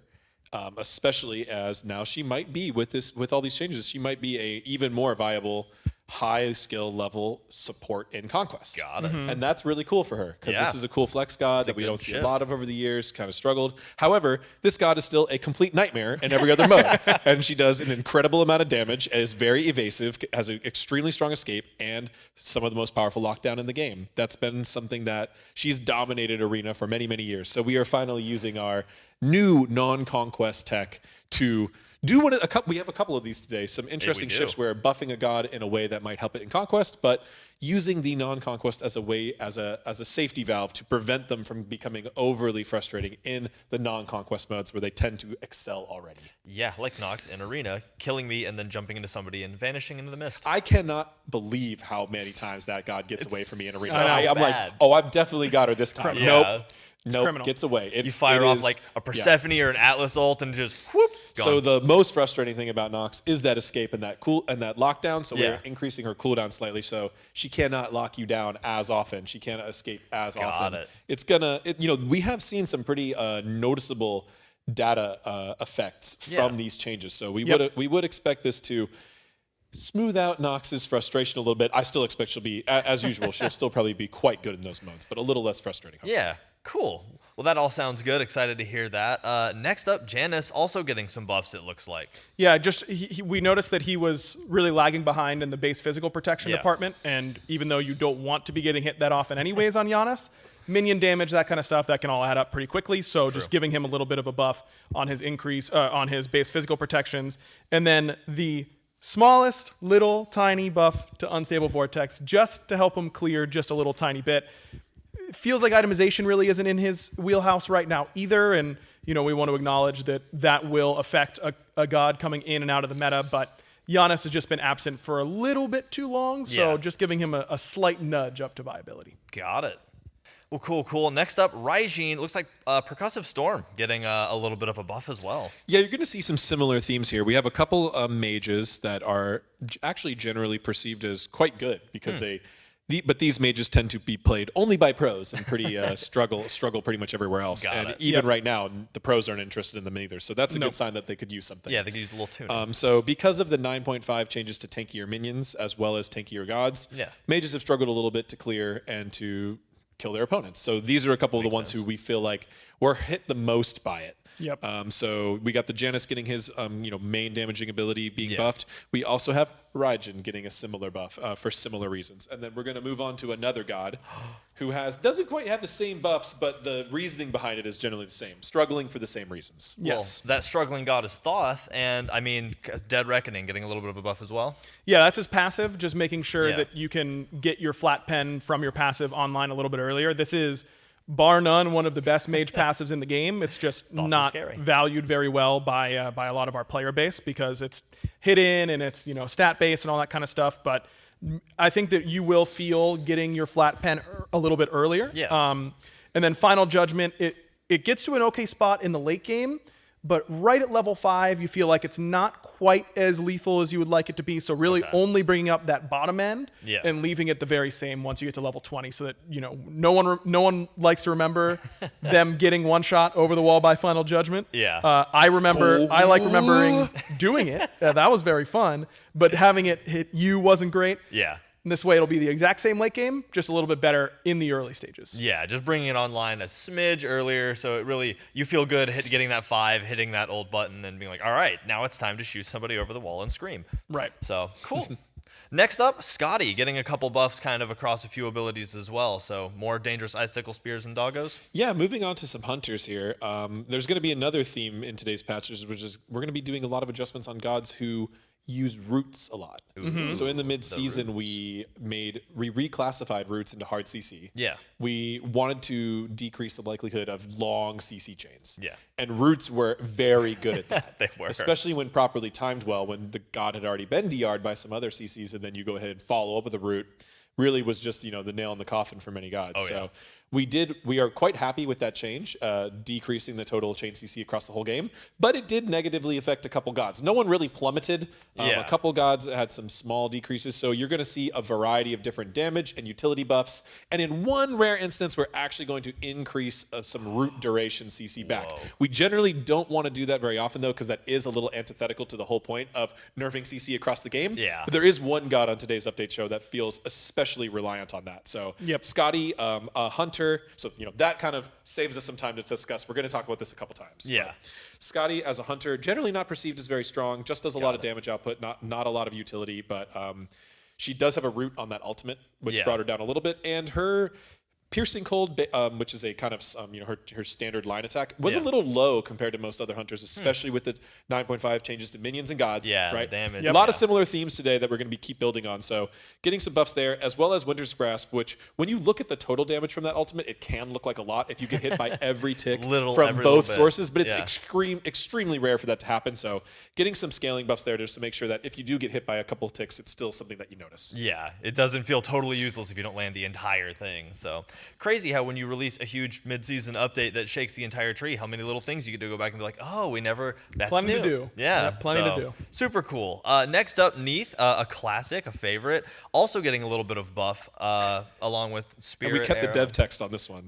Roots Really? nerfed. Roots nerfed. That already happened. It already just got to be there. a note to us, but you all can see that one too. But when you think of gods with roots, I think she comes up. Like Neath's root is a focal point of her kit. Yep, exactly. So just making sure that she can use it a little bit more often now that it won't be as potent as it used to be. Not wanting to bring down the late game cooldown because it's a god that typically does buy a lot of cooldown reduction, but just making it easier for her to establish lane pressure early on in the game. Of course. And decreasing its mana cost a little bit because even though she, again, typically buys Transcendence, her early game can be a little bit awkward if you're not great at managing your mana. So just making it a little bit easier to use this ability more often and then not cause you to run out of mana for using it more often. She's also got some new competition in that hunter role, so True. give her a little buff to make sure she keeps up. Yeah. Good luck. Excited to talk about that later. Yeah. So next up, kind of moving into the out of the hunter area into Guan Yu. Looks like Guan Yu also getting a little bit of a buff, just some cooldown touches on Conviction and Warriors Will. We wanted to make sure we got something for every role. Yeah. We were looking at a lot of the Warriors, and they were a little bit more difficult to assess as far as who's ready for buffs and nerfs right now.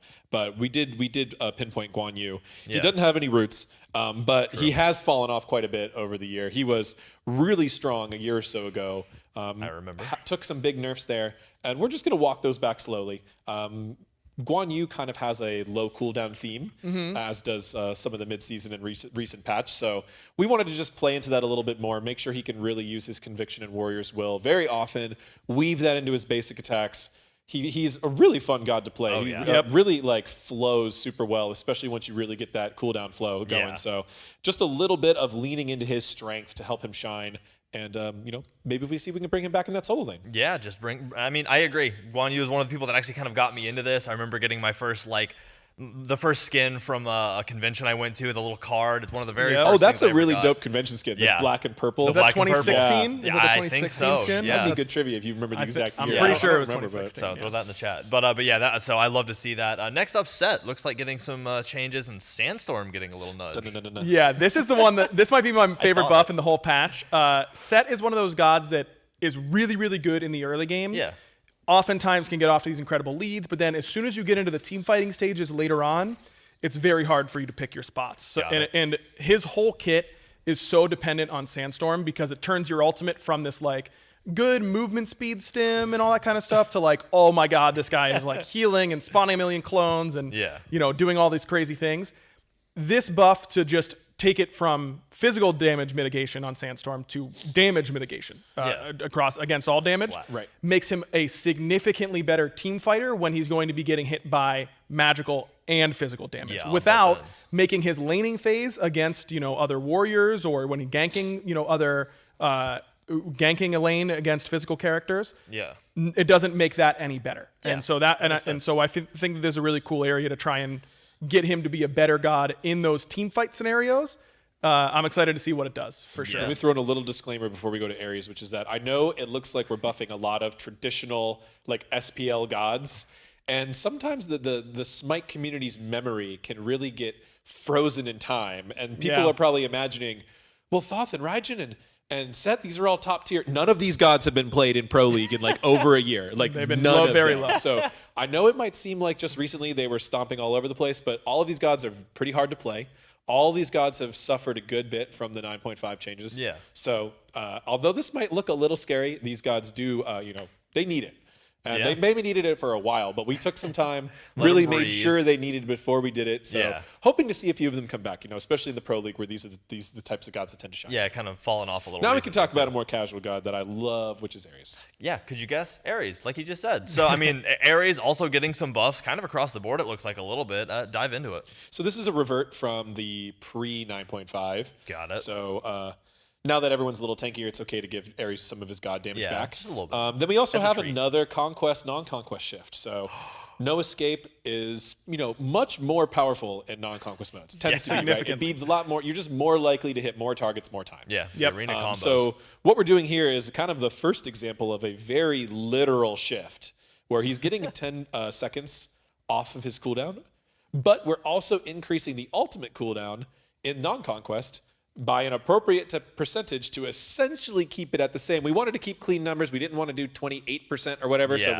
we did round that up to 30. So he is actually getting a 2-second nerf in non-conquest as well. But this effectively buffs him in conquest while keeping his alt cooldown at the level he wants at non-conquest, which is a really cool way to use this new tech we have. Yeah, that new feature. Very excited about this buff and what we can do with things like this in the future. I mean, you look at No Escape and it doesn't feel like a 100-second cooldown level strength in Conquest, but at least one more change like this today. Like AJ said, it can very easily show up that way in non-conquest. And I did see a lot of feedback on, I can't believe Ares was one of the gods that got a non-conquest nerf, and so I think that some players might be surprised that we're keeping his number in non-conquest about the same. Yeah. But I believe that he was the most resilient to his non-conquest nerfs on the first pass, that he stayed the closest to his previous win I don't rate. recall seeing feedback about people not believing Ares is good in non-conquest. Maybe This god has been probably one of the particular top 5 winningest gods in Arena for all of Smite history. believe right? it. And that spreads well to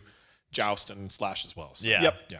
So, I mean, he's good. Yeah, the Wombo combo potential is incredible. There's more than a handful of other gods that if you land a half decent, I mean, even a 2 or 3 member Ares ult, you can wipe a team basically. So easily. I super believe it.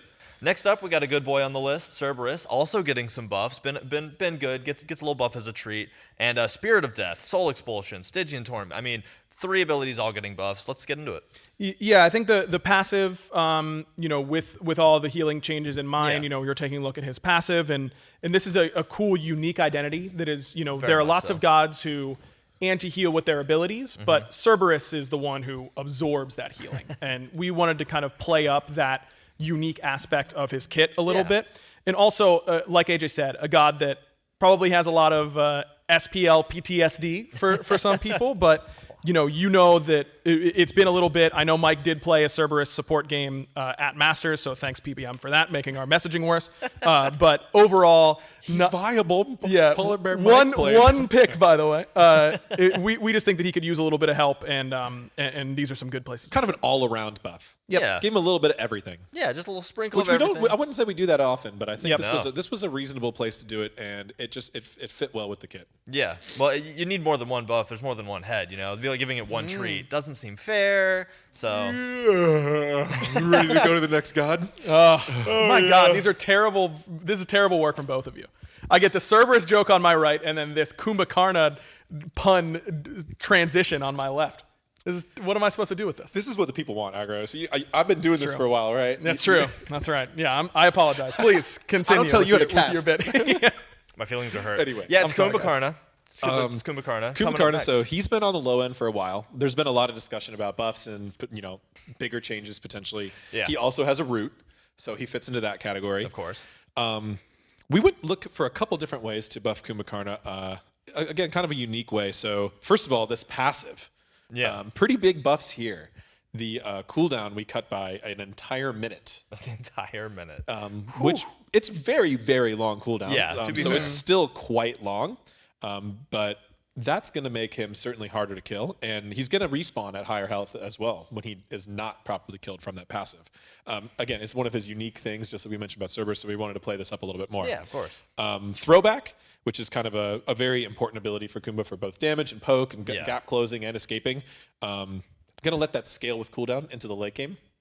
Cool. Which should just give him quite an additional bit of flexibility and utility. Yeah. And then finally, Epic Uppercut, which is kind of like budget Neja alt, when you really just want to take out one person. Yeah. But people are tankier now, so it's easier to survive from things like that. Yeah. So I believe we had Neja buffs already. We did have those already, right? Are we doing those again? I think we might have done them once before, and then we might still do them again. So apologies if that's spoilers. For yeah, the I think that's just a spoiler. Yeah, I know for a fact that's just a spoiler. Yeah. Okay, my bad. Anyway, Fun spoilers for chat today. Epic Uppercut getting some damage there too. Just to make sure when you pick Kumba, that's one of his main game plans. You know, isolate someone, bring that target down. We want to make sure that that has a better chance to work. So. And now he's just unquestionably sleepier. Right? That's true. He gets sleepy 1 minute faster. Increased sleepiness. Yeah, he's sleepier now.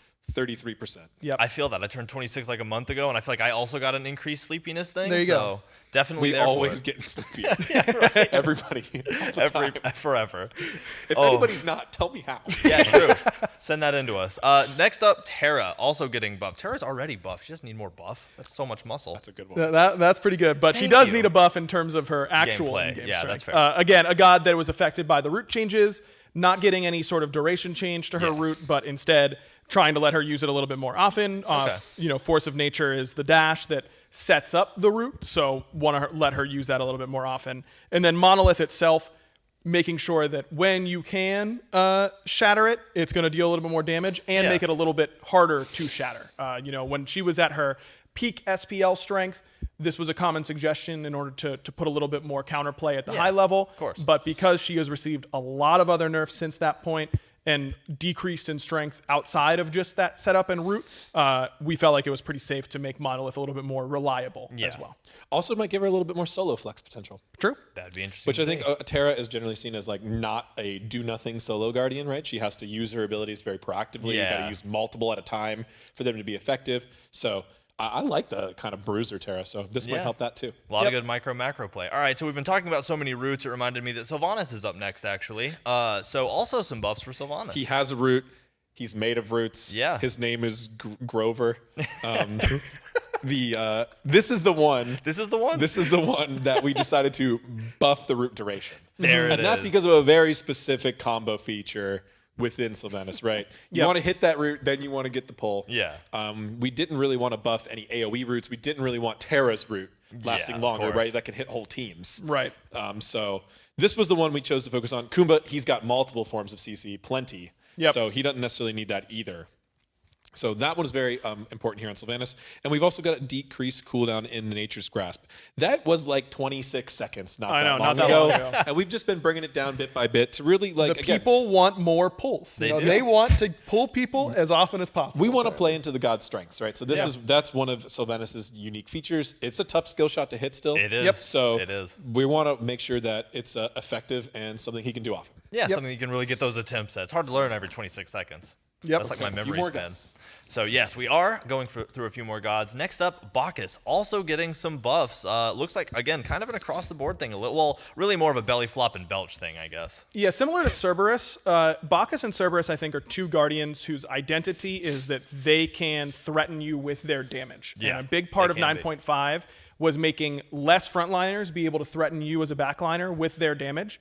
And we're very happy with where it ended up. Yeah. We just feel like those two gods in particular have a little bit of room to be slightly more threatening without reaching back to their pre-9.5 levels. So overall, this isn't going to be any damage for Bacchus, two gods at the very least, but instead allowing him to be more threatening with his utility, not just his damage. So decreasing the mana cost on belly flop, letting him do it more often. Yeah. A spicy change for Belch of the Gods to help him clear the wave a little bit better. Only damage. Yeah, he had he ate something spicy before. Got it. And now it hurts more. Yeah, to big lane burrito move or forward. something. Yeah, exactly. Only if they're using the correct skin, of course. True.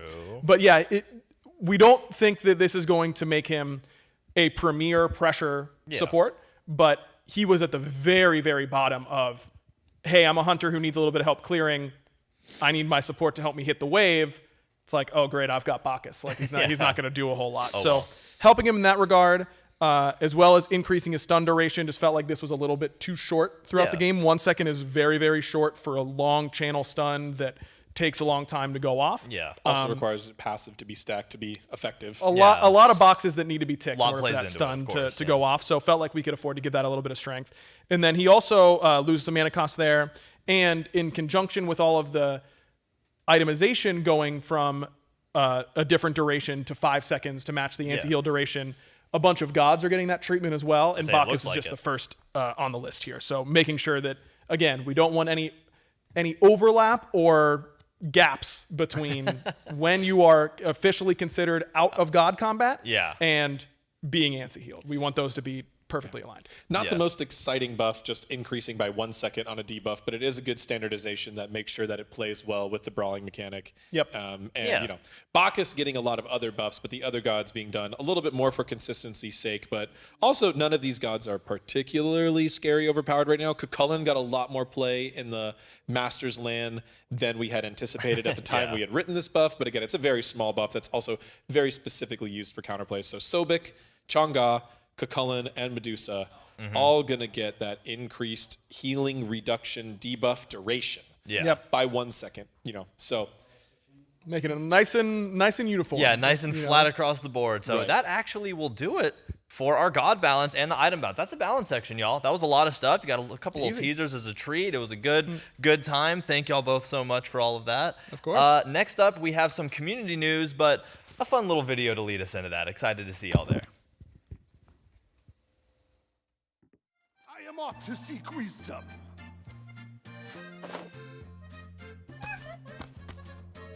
Interesting thing that is.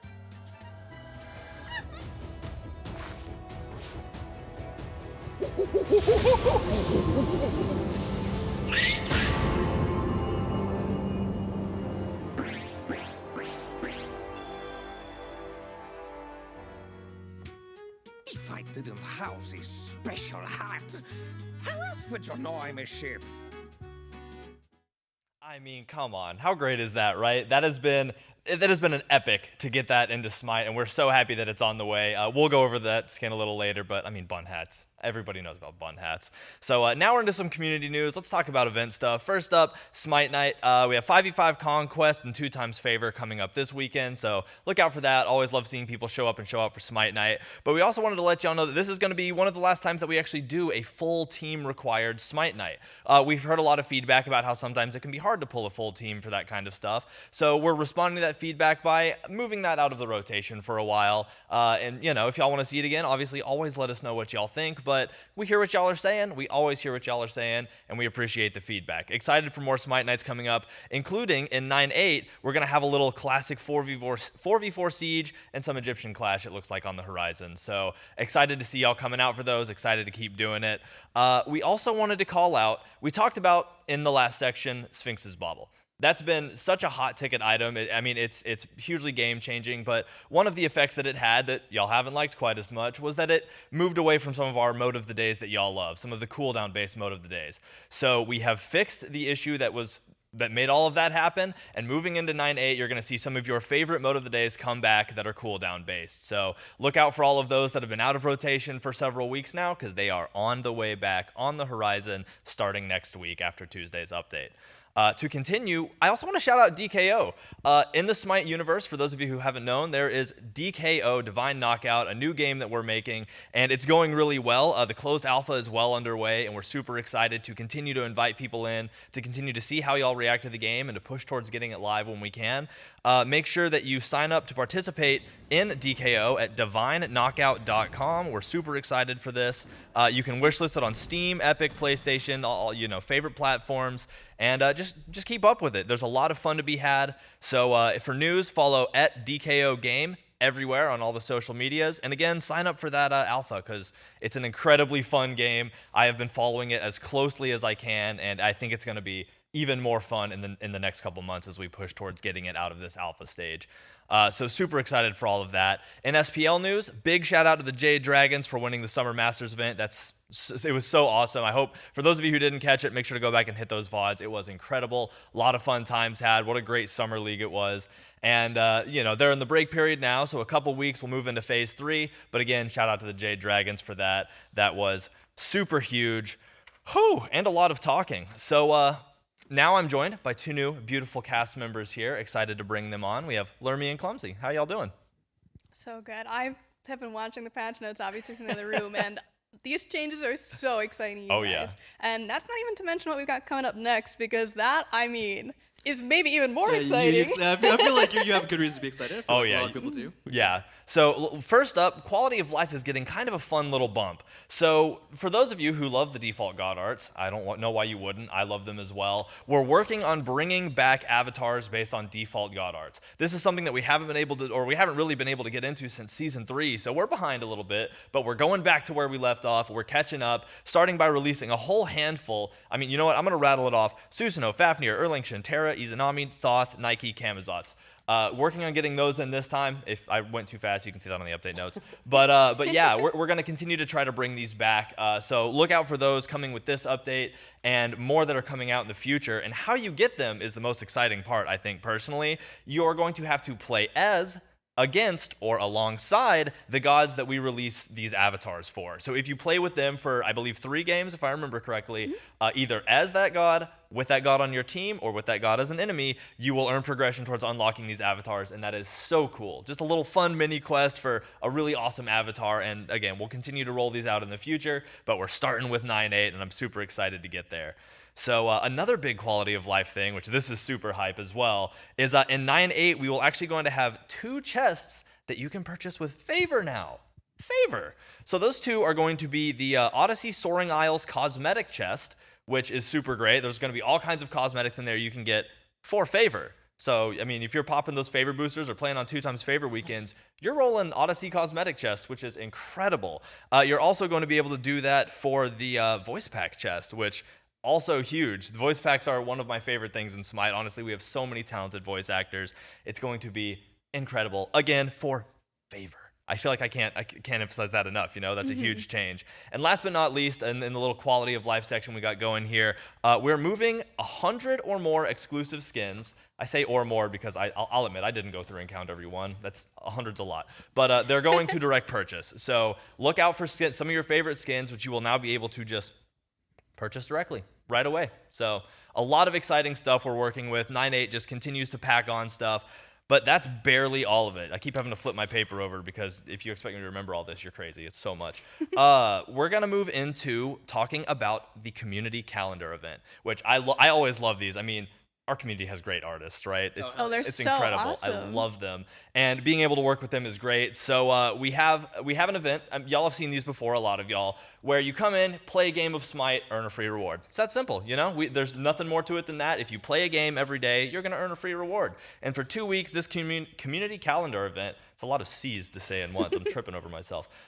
Is exactly that way. And of course, there are boosters. You can earn gems on one day. All kinds of things you can earn. But I think the most popular, and for obvious reasons, is the different cosmetics you earn from the community. So I believe we actually get to show some of those off here. We have the art forum. And there are 6 in total, which I am super, super excited. And yeah, here they are. So we have 2 jump stamps. Oh my god. And yeah, right, these are incredible. So Shiva and Danzaburo, both jump stamps. The avatars are Loki and Jormungandr, the goose. And then for global emotes, we have that amazing Atlas one, which I'm going to earn so fast. And, well, I guess whenever the calendar day comes. And the Cuckoo one made by Lee Koi, which I'm sure a lot of y'all have seen on Twitter. So congratulations to all of these people for the incredible work they put in. And I'm excited to not only be able to shout them out as these roll through the calendar event, but to be able to rep them all in game because these are so good looking. The community, again, is just full of incredible artists that I cannot shout out enough. So yeah, look forward to this coming with 9.8. This is the community calendar event. There will be these, so many other things, and if you earn at least 6 rewards, obviously you should earn these 6, but if you earn any 6 rewards, you will also get the Dapper Baron Somdi skin. So it is going to be, I mean, Ooh. there it is. He is pretty dapper. Very dapper. It has that very retro vibe too. So totally free if you earn at least 6 of the rewards throughout the 14 days. I mean, come on, it's free. You got this. I believe in y'all. So super excited, super looking forward to this event. And super excited to flex all of those super cool community avatar things. I've said super a lot. We're going to move past that. So now we get into the skins, which one of my favorite sections of this always, get to ogle all of the good work that our people do. Starting with August 23rd, so with the release of the patch next Tuesday, the Down to Clown chest and Bad Apple Discordia. Get an eyeful of that. She is both creepy and beautiful. I personally, I'm scared of clowns, all right? But like Fair, she's she's got away with it where it's not, too creepy, too scary. She's down to clown, as the chest would say. Yeah, it's like nightmare inducing, but like also not a nightmare. Like you wake up sweating, but you're also like, well, I mean, I don't feel like I slept for it. Look at her little clown friend. Yeah, I was gonna ask, that's so cool. That is so good. Oh, but that's also gonna be what's gonna be flying at Oh you. wait, no, okay, Giant wait, I'm clown sorry, head. I take it back, it's scary. That is horrifying. I love those wings. Let's hear the voice line. Why not let me teach you a magic trick? That didn't sound threatening at all. She's just trying to have a good time, a fun time. Just trying to teach you a magic trick, that's all. He's not going to make your hand disappear or anything. No worries. It's no problem. All right, cool. So next up, jumping ahead here to the bonus update, which will come out September 6th, we have the Lifeform chest and Xeno Thrasher Fenrir. Oh, wow, he is scary. Yeah, that one's just straight up scary. So we've gone from one kind of phobia to another. I like it. I like where we're going. True. Yeah, Nightmare Fuel is, I think, correct there. So that definitely oozing green horror. We'll leave it at that. Oh, he looks good. He looks absolutely terrifying and very spiky. Like the same kind of theme as we had with the Tiamat, I remember. And Arachne too. And Arachne, I want to see all of those creepy creatures on the battlefield. I agree. A lot of green and black too. I don't know. It just complements the colors complement each other so well. Let's hear the voice line. Run all you want. There is no escape. If I've learned anything about playing Fenrir, there's no escape. Yeah. Nail on the head there. So that's horrifying. So cool. Again, look forward to this on September 6th, which is the bonus update for 9.8. Another thing coming in the bonus update on 9.8 is the Frostbite chest with Winter's Mark Hu Yi. Oh, he looks clean. Nice. Look at that guy. My goodness. Very, very clean. I absolutely love this. So we don't have a voice line, or not a voice line. We have a voice line. We don't have a turnaround for this one right now, so I'm going to have to apologize for that, but we do have a voice line. Let's listen to that. As I take my first step onto this battlefield, I can feel the haunting chill of the northern winds following us. We don't have much time. Man, there's a lot of storytelling in that. Like, yeah, he has a nice voice. He does have a nice voice. And I love the bird too. Like very, very aesthetic. I love the blues and whites and all like the dark shade. His arm is like frozen there. Oh yeah, he's like a ice arm. Oh, that's awesome. Oh, I hope he shoots like a frozen ricochet too. That would be really cool That would with be very the cool. shattering ice. Super love that. All right, so next up we have an Odyssey coming up. Odysseys are huge. It's a huge event spanning several updates, dropping on 9.8, and this is the Odyssey Floating Isles. Now, there's a whole lot I can go over here, but the base of it is there are floating isles for you to explore. It's a whole realm of floating islands, so you got to get in there, complete missions, and search through these islands, figure out what's going on. And this one has something a little special. If you collect 3 floofs, which are scattered throughout the islands, you actually get to go to Chibi Land, a brand new floating island. Yeah, I just pulled that off with a straight face. That's right, Chibi Land. So what these words are using? Yeah, no, this is, I wrote it down to make sure I didn't forget it. Yeah, floofs is a professional term, by the way. It is so yeah, super excited for that. There's a lot of content, and we're gonna get into that obviously here. You don't have to take my word for it. You'll see it all in a second. But that's gonna be the Odyssey Soaring Isles coming up, and it's starting off with some of the event skins, which will drop day 1 of the update, August 23rd. Almost forgot my dates there. Starting with Fairy Dust Nuwa.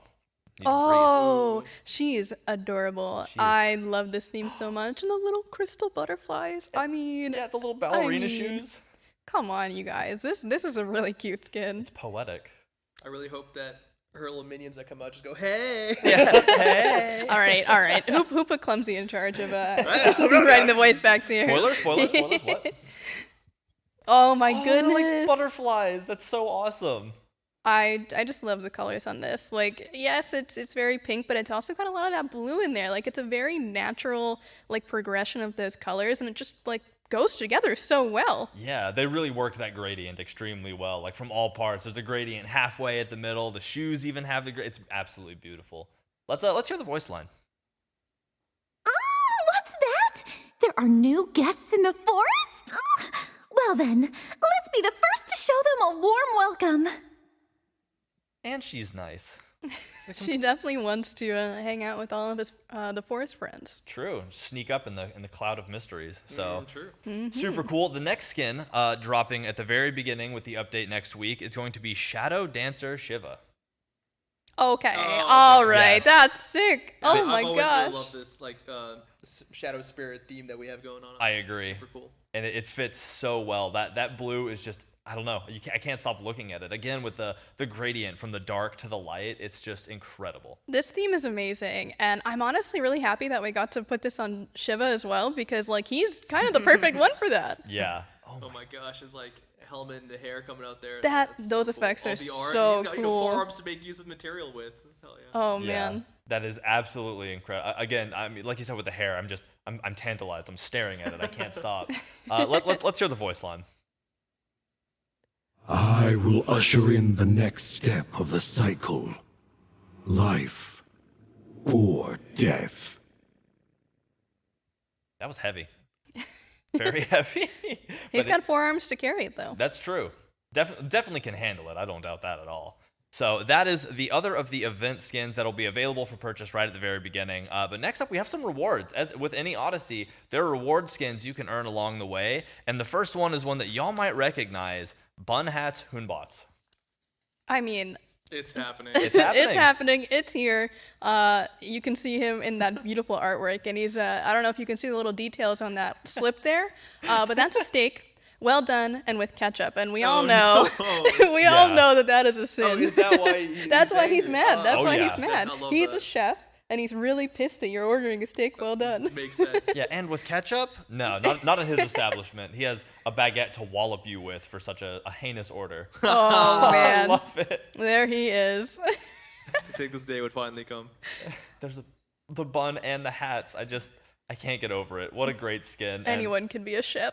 yeah, shout out. Got to shout out the community effort behind this. It's just, I mean, it shows up at Biakai's Twitter, showing up every single day. I don't know. 300 plus days. 300 plus days. That's commitment. Yeah, that's almost a full year of just like, hey, remember this? And it's not even that too. It's that there was a bunch of content behind it too. We got Oh, the yeah. community involved. Like this quickly became a community meme, and that's what made it so special. oh yeah, so excited to get it in there. So let's hear the voice line. I've never seen a place so devoid of flavor. This looks like a job for the world-renowned Bunheads to work his magic. That is so good. I was literally doubled over here at the world-renowned bun hats. So I you know what? It wouldn't be enough just to see it here. Let's go in game and check. We're going in. Oh, look at that. What a seamless transition. Oh, A there he regal is. gentleman. All right, so there's all kinds of things to talk about with this. Not the least of which is the my VXG, which this skin definitely has. Where you get the pogo stick on your baguette. Well, that's how you know he made a sturdy baguette. True. Nice. It's cool too that this kind of runs a parallel with a lot of the food skins we have as Yeah, well. absolutely. Because it has a lot of those foodie effects, being a chef and all, but without the character Oh, bye, itself being Odin. food. See you later, bud. Bye. Oh, that's so cool. There he goes. I absolutely love it. I can't believe that we're gonna be like facing this on the battlefield soon. I know, right? Oh man. Again, I'm just at a loss for words. It was one of those. It was a community push that we loved seeing. We loved all the hype around it, and we're finally able to bring it here. And I couldn't be more excited about it. It is an incredible skin. I just shout out again to Bun Hats. So the next reward in the Odyssey, which all of the rewards will be available to earn right away. Buy all will be the quickest way to get them. But the next reward that you can earn through the Odyssey is Cthulhu. This is phenomenal. Funny story about this. Lay it on me. Someone in the thread of Biakai confirming bun hats asked for Uwu Cthulhu when, and you know what? Here it is. Yeah, now. We're on top of it. We were so hopped up on the Bun Hats thing that we were just ready to fulfill all the community dreams. So yeah, it's Cthulhu. Oh, wow. The eldritch horror of nightmares is an address. That's one kind of nightmare, I guess. That's true. Oh my god, in the pose. Yeah, like the teddy bear. Adorable. It literally, like, I don't know how you take Cthulhu, eldritch horror, and turn it into like a plushie that I want, but there it is. Someone please make this a plushie, by the way. It's really cute. Yeah. I would buy that. Right? I would too. the face, I think, is one of my favorite parts as well. It's got just like the TV It changes. animations. Yeah, it changes too. Oh, I love that. So adorable. Let's hear the voice line. New friends! Oh boy, oh boy, oh boy, I'm so excited! Ooh. I had no idea what to expect, and that was perfect. I mean, of course he has to uwu, right? Oh yeah, he has to uwu. I hope you can uwu in game because I will be doing it constantly. I do you know, believe it's your woohoo. It is by the way. actually? Mhm. Oh, okay. Beautiful. Nothing this good should pass without being seen live. You can PGS while you're in the ulti, right? It's just massive Cthulhu. And just go, ooh. Let's go in game and test it out. Oh, there he is. Beautiful. There he is. Oh, he's staring at us. We're new friends. We are new friends. Look. There's Oh, so so much pink. cute. Oh, look, the rainbows vibrant. too. Oh. Oh, Oh, that looks really cool. That looks really good. that's nice. The rainbows and everything. And the little Sheesh. heart in his hand. Oh, I absolutely. He's sharing the love. Nice. It's so good. Again, like, glorious. Wow. The pink is overwhelming. Like, that is so much pink. Okay, Agar, I have a very on-the-spot request, but could you show us the face while he's big? Yeah, so you're gonna have to ulti again and then camera. Here we go, here we go, here we go. Nice. Yes! Oh! It's got like the blush Okay, this is lines and glorious. everything. Yeah, Oh, and Oh, then so the cute. rainbow tornado is incredible. Wow. He's so angry. He's so angry. Oh my gosh. Thank you for that, first and foremost. Oh no, oh, he Uh-oh. broke it. Well, I guess on that note, let's move on to the final reward for the Odyssey, Searing Seductress Soul. Oh wow. Quite the tone shift. Quite the tone shift. Okay. That hair, though. Hello. Hello. Hi. How's it going? Nice to meet you. Literally me in the left, on the back left there, just like, oh, okay, yeah, go ahead, no problem. Call me. And that'll be me on the back right. So All right, cool. We got it, yeah. Oh, man. Dang, that's soul. That's oh my soul. gosh. I love, too, how you get kind of not only the fiery effect beneath her, but also on, like, her legs there where it transitioned from, like, the dark to the lighter. Yep. You get kind of like that fiery effect. Oh, that's so great. Yeah, we have a couple of human soul skins, but I think this one kind of has to take the cake. Yeah, I definitely agree. I absolutely love this. All the fiery effects, too, to really pay homage to the fact that, you know, it's soul. So let's hear the voice line. Another day, another pathetic immortal falling right into my grasp. Isn't it delightful? Hi, it's me, the pathetic mortal. Yeah, Right in your true. grasp, gotcha. Yeah, let's call dibs. I'm pathetic mortal. Yeah, so super exciting, and that will be the last of the rewards. Which all of the rewards will be available day 1, August 23rd, which is next week. So super close. Dang. Next up, another day 1 skin available for us is the Odyssey chest skin, and this one is Kukulkan. Oh, wow. my This goodness. card, wait. Love it. This is the actual art. Oh my There's god. a card art and this a card is amazing. Yeah, it's box art Actually, and card art. so cool with the Thanatos as well. Yeah. Is that a little rat Oscar squirrel? What's that? Rat's Oscar's His looking for little friend. breakfast. I love this so much. I love the text in the box as well. An important part of a A balanced meta. Oh my gosh. I hadn't even noticed that until right now. 110 grams of kills. I'm literally going to be going back through and reading through every bit of this. Oh, okay. So we did like the shader tech. Very Yeah. Wow, this is just so different from how he normally is. He's got the little like arms. Oh, he's cute. So cute. I like this. The chocolate poofs underneath, I just absolutely adore. Yeah, now that is a cereal mascot. That is a cereal mascot. Let's hear the voice line. Soon, the whole world will be addicted to my cuckoo crunch. My plan to take over the world is working. Okay, that's amazing. He's like an evil mascot that's using his cereal plans to take over the world. Okay. Oh, man. I'm very happy with Yeah, this. that is cuckoo crunch. I cannot get over that. All right. So I'm in love with this. And again, that's going to be part of the Odyssey chest. So next up in the Odyssey, these are skins that will be available with the bonus update. So September 6th. And the first of these 2 skins is Cryptid Death Anubis. Oh, okay. That is some card art, dude, with the hands all around. That's big spooky. Yo, shout out to the artist on this one. This is so cool. True. Oh. It's grasping hands as well around him too, right? Like all Yeah. the Oh, yeah. arms coming up. That's very cool.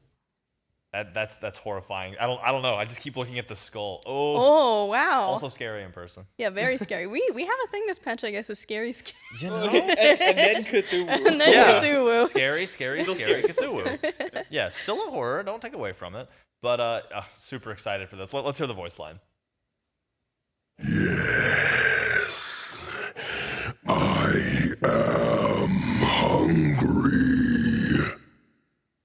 Just get you some cuckoo puffs.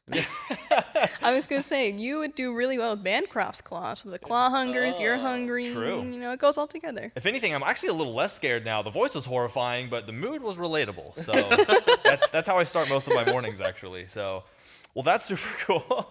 So next up, the second skin coming with to the Odyssey with the bonus update on September 6th is Cryonic Demon Ymir. So let's see what Ymir's got for us. Oh, he's got like little hands inside his chest. He has chest hands. Still scary. And a dude and his hammer, I Wait, guess? wait, really? It looks like there's feet and knees there. that's so no. creepy. Oh, goodness me. Okay, all Yeah, right. We're just on the horror. 9-8 is the horror up there. Yeah, I you guess. use the skin against me and you instantly win. Whoa, okay. Whoa. That's awesome. All the details came out so well They into the did. model. Wow. Massive kudos to the 3D artist team there. Holy, there's just so much like detail in this skin that I'm very shocked. And again, if you pick this skin against me, you insta win based on intimidation factor. Yeah, true. That's my internet crashed. Oops. This scenario for sure. Textures and materials on this are just fantastic. Yeah. You can't Oh, see the you creepy can't hammer see the dude. dude. Oh, He's not gonna be very comfortable in there. surely not. All right, let's hear the voice line. Death is only the beginning. That's so spooky. Creepy little hands. Only the beginning. The hands. The hands. Okay, well, cool. So on that horrifying note, let's, I guess, continue to move into more horror. Next up is what I am most excited about for this. New Odyssey, new Tier 5 skin. This Tier 5 skin is the big final reward, the final earn for this. And this Tier 5 skin is called Crow of Torment Hades. Let's check it out. Oh, wow. Nice. Oh, yeah. That is super awesome. Oh my gosh, that looks insane. And I guess those are his two forms right there. Yeah, I was So, gonna say. so he's the little guy and the big guy, is what Yeah. you're saying. Little best of both worlds. Oh, man. Really hit his growth spurt there. God, yeah, this continues just to be a horrifying patch. But in the best way possible. Well, yeah, you know? like great content, just great scary content. Okay, Oh, so there's okay. there's the one we saw on the left. He has Yeah. a little bird friend. He does have a little bird friend. I love all that inky black too. That's incredible. Yeah, it looks like he's got some like goopiness going on under there. Like, Yeah, what's that? he normally doesn't have legs, right? But like this is like he's part of the ground. He's coming out of the ground. Oh yeah, I didn't even notice that. You're right. It's literally like these, not tendrils. I don't know They're what kind to of like call it. tendrils. Yeah, that is absolutely incredible. So I mean, so much to talk about here, but I'm just excited to see this. Can we get the voice line for this? I want to hear the voice line so bad. It is coming. It is here. That sounded scary. I mean, I don't know what else to add to that. Yeah, paralyzed in fear over here. I'm not really sure what to say. Yeah, I was about to next. say, I'm excited to see this because there's a lot about this, and I'm going to get into it. But I'm excited for us to be able to dive in game and take a look at this. There we go. Ooh, I There love that. he is. He's so intimidating with the like red eyes staring out at you from under the hood. He is, and remember, this is only the first form. Ooh. Oh yeah, you're right. Face Okay. attacks. Look at those, yeah, look at those abilities. That's Whoa, that targeter. Wow, Oh my yeah. god, and he's gooped up. He's all cooped up. Why did I know you were gonna say that? I feel like you were prepping us earlier.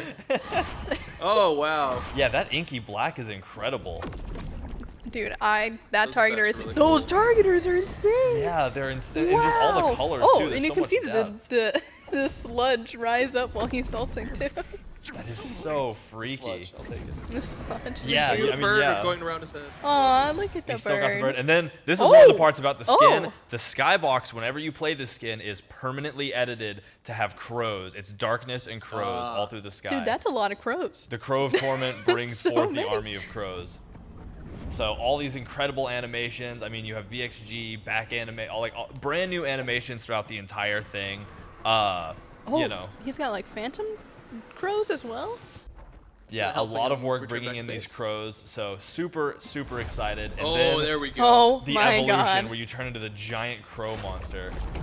Now, one thing Oh. that is so freaky, the way he comes out all jet black and like inky. Just the way he's animating while he's moving around, he's like using that massive arm, his left arm to like drag him forwards. That's he can fly. And now he And he can Yeah, fly. he can literally All right, fly. all right. My nightmares. Listen. Yeah. So, I mean, just so many things to talk about here. Oh my One thing is that there are so many, like, crows are incorporated into so many aspects of this. That was something that our effects teams and artists really put their heart into, was making sure that crows were always a part of these animations in one way or another. Another super cool thing to note is that, like, all of the abilities are just custom animations. I was choking on my words there. Like, they did so many custom animations, especially for this form, that are just so wildly different from what Hades usually has, to really showcase that this, I mean, it's a transformation completely. All of the animations have been changed. You still get that persistent skybox, you still get all that other stuff, but, I mean, just the detail in all these animations is incredible. Yeah, well, I mean, we don't really have anything else like this in Smite. There's no crazy creature that walks around with one gigundo hand and a big old staff, and one bird wing and one skeleton bird wing, and now he's flying and into my nightmares. And oh God, there's crows in the sky. Yeah, there's just so many things about this skin which are incredible. I mean, and it really personifies that whole monstrous transformation. Like, you start off, as still a super creepy dude. Like, I love that goop effect we were talking about, and the effects already look good. Wow. Even like, obviously there's so much going on with the model builder. One of the wings is more like fleshed out with the feathers. The other one's kind of just decrepit over there. That's really cool. It's a really cool detail. Yeah, I love the contrast in this skin as well.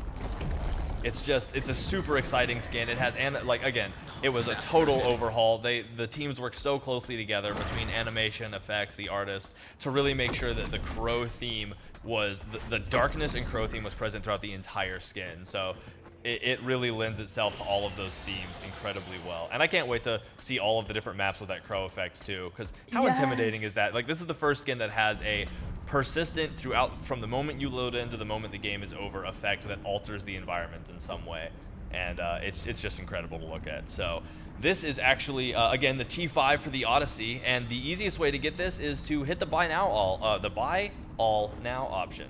Again, I've talked too much today. I'm losing it. I'm losing my sense of speech. But it's super great, and you can do it right away, very beginning of the event, and it's honestly incredible how much stuff you get. There's all of the cosmetics throughout the event that you can earn, but not only that, you are going to get a total of 20 skins if you buy all. So that's all of the stuff that you've seen up to this point are things that you'll get. Some of them, don't come out until the bonus update, so you're gonna have to wait for that, obviously. But buy all is gonna get you, Cthulhu, it's gonna get you that skin, the Hades skin, it's gonna get you bun hats, Seductress Soul, Fairy Nuwa, the Shiva skin, all of those right away, and up to 20 total skins throughout the entirety of this event, which is a ton of skins. Yeah, like that's 20 a lot. skins. Yeah. So literally throughout updates, you're just going to be getting stuff on and on and on, and that's what the buy all option does for you. It gets you Crow of Torment, Hades right up front, and then all of that other stuff throughout the entirety, because Odyssey is going to be around for several updates. It's a really long event. So every time content comes out, it's yours. And that is the cool thing about the buy all. And again, it's 16 skins plus the 4 reward skins that we went over. So super big there, super awesome, and definitely something to look out for when this event comes out, starting next Tuesday, August 23rd. So soon. Right around the corner. Yeah, it's still crazy to me that I can sit here and be like, yeah, next week. So super exciting. So that runs us through all of our skins, I think. That was incredible and kind of horrifying. I'll admit, I'm sweating a little more than I was before we started. But there's one more thing we have to talk about. Is there one more thing? There is one more thing, and I think we'll get to it right after this video. Rated T for Teen.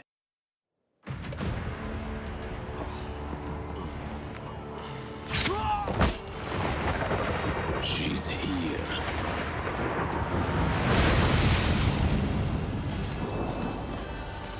Ishtar, what was it you used to say to me?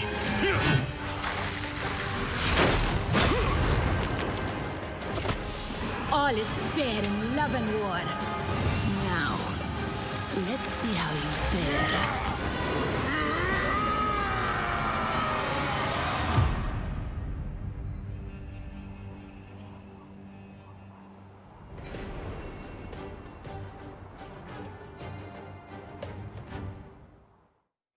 It's Ishtar time. I mean, what else is there to say? That is an incredible trailer. It's going to be an incredible new addition to Smite. And Lermy, how about you run us through it? Like, Ishtar is your baby. Like, tell me about it. Yeah, so Ishtar is the goddess of love and war in Smite, and she also has another title being the Queen of Heaven. So Ishtar as a character is this kind of very strong feminine figure throughout the entirety of the Babylonian mythos. And so she basically, her entire deal is that she wants to conquer as much as possible.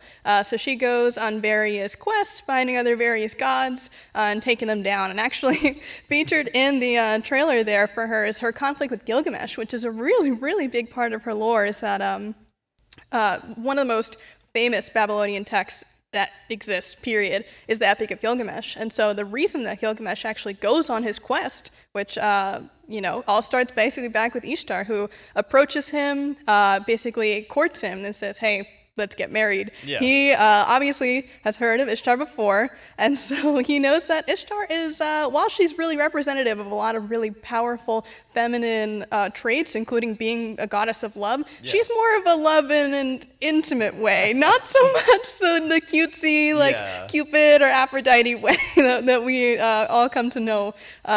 Instead, she basically she wants to use Gilgamesh basically for his power. But what happens is Gilgamesh says, hey, I've heard about you before, and you don't have the best track record when it comes to men. Yeah. So, no. And so Ishtar gets very pissed. She does not really take the rejection very well, and so she actually goes to On, the god of the sky, and he says, hey, look, I know that you're upset right now. I'm going to help you out. Yeah. I'm going to give you the Bull of Heaven, which is this mythical creature. And so what she does then is she sicks the Bull of Heaven on Gilgamesh and his friend Enkidu. No. And then that basically, it doesn't directly lead to Enkidu's death, but what happens is Gilgamesh and Enkidu fend off the Bull of Heaven. And they try to fight back at Ishtar by actually taking the leg of the bull and throwing it at him. And so by disrespecting the gods, it ends up in getting Enkidu killed, which then sends Gilgamesh on his quest for immortality. Ooh. It is a deep story. Yeah, so we got the lore. Yeah, we've got the rundown on what brought her to that point. But there are various other stories about her going on conquest, like going to the underworld and trying to take that over from her sister. Oh wow, yeah, that's cool. She really will do anything for power. It sounds like it. I mean, let's check out the card art real quick. I want to see it so bad. Oh yes, please. And this card art is absolutely gorgeous. One of the things that you'll notice is that there's a lot of symbolism in her design, whether it's the horned crown throughout all of Babylonian mythos.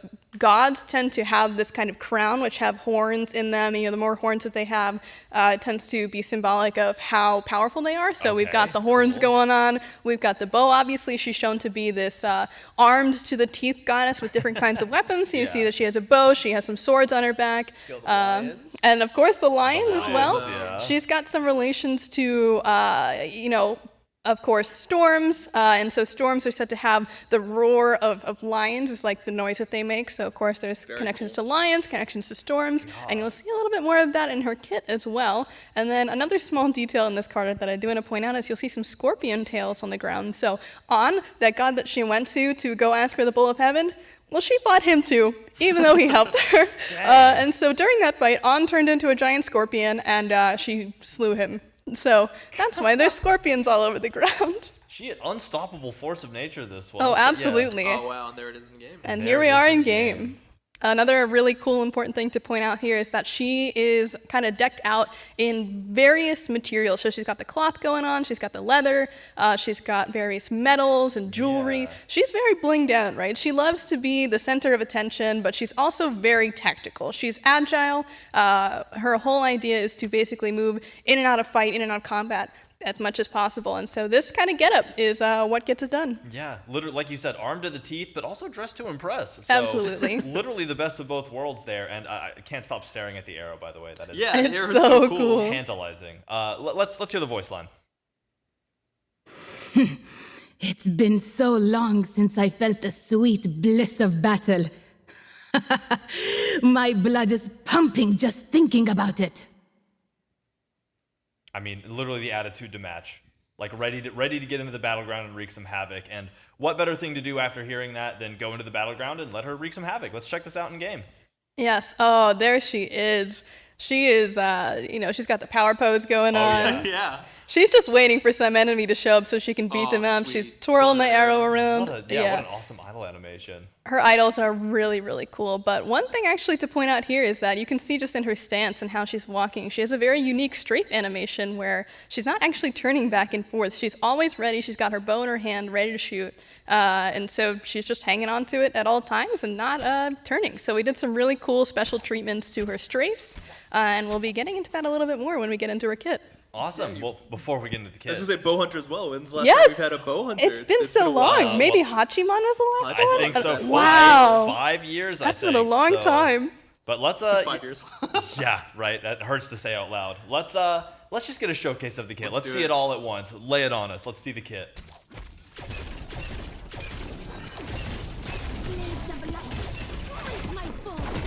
Send them to the underworld. All right. As always, so many things to get into there.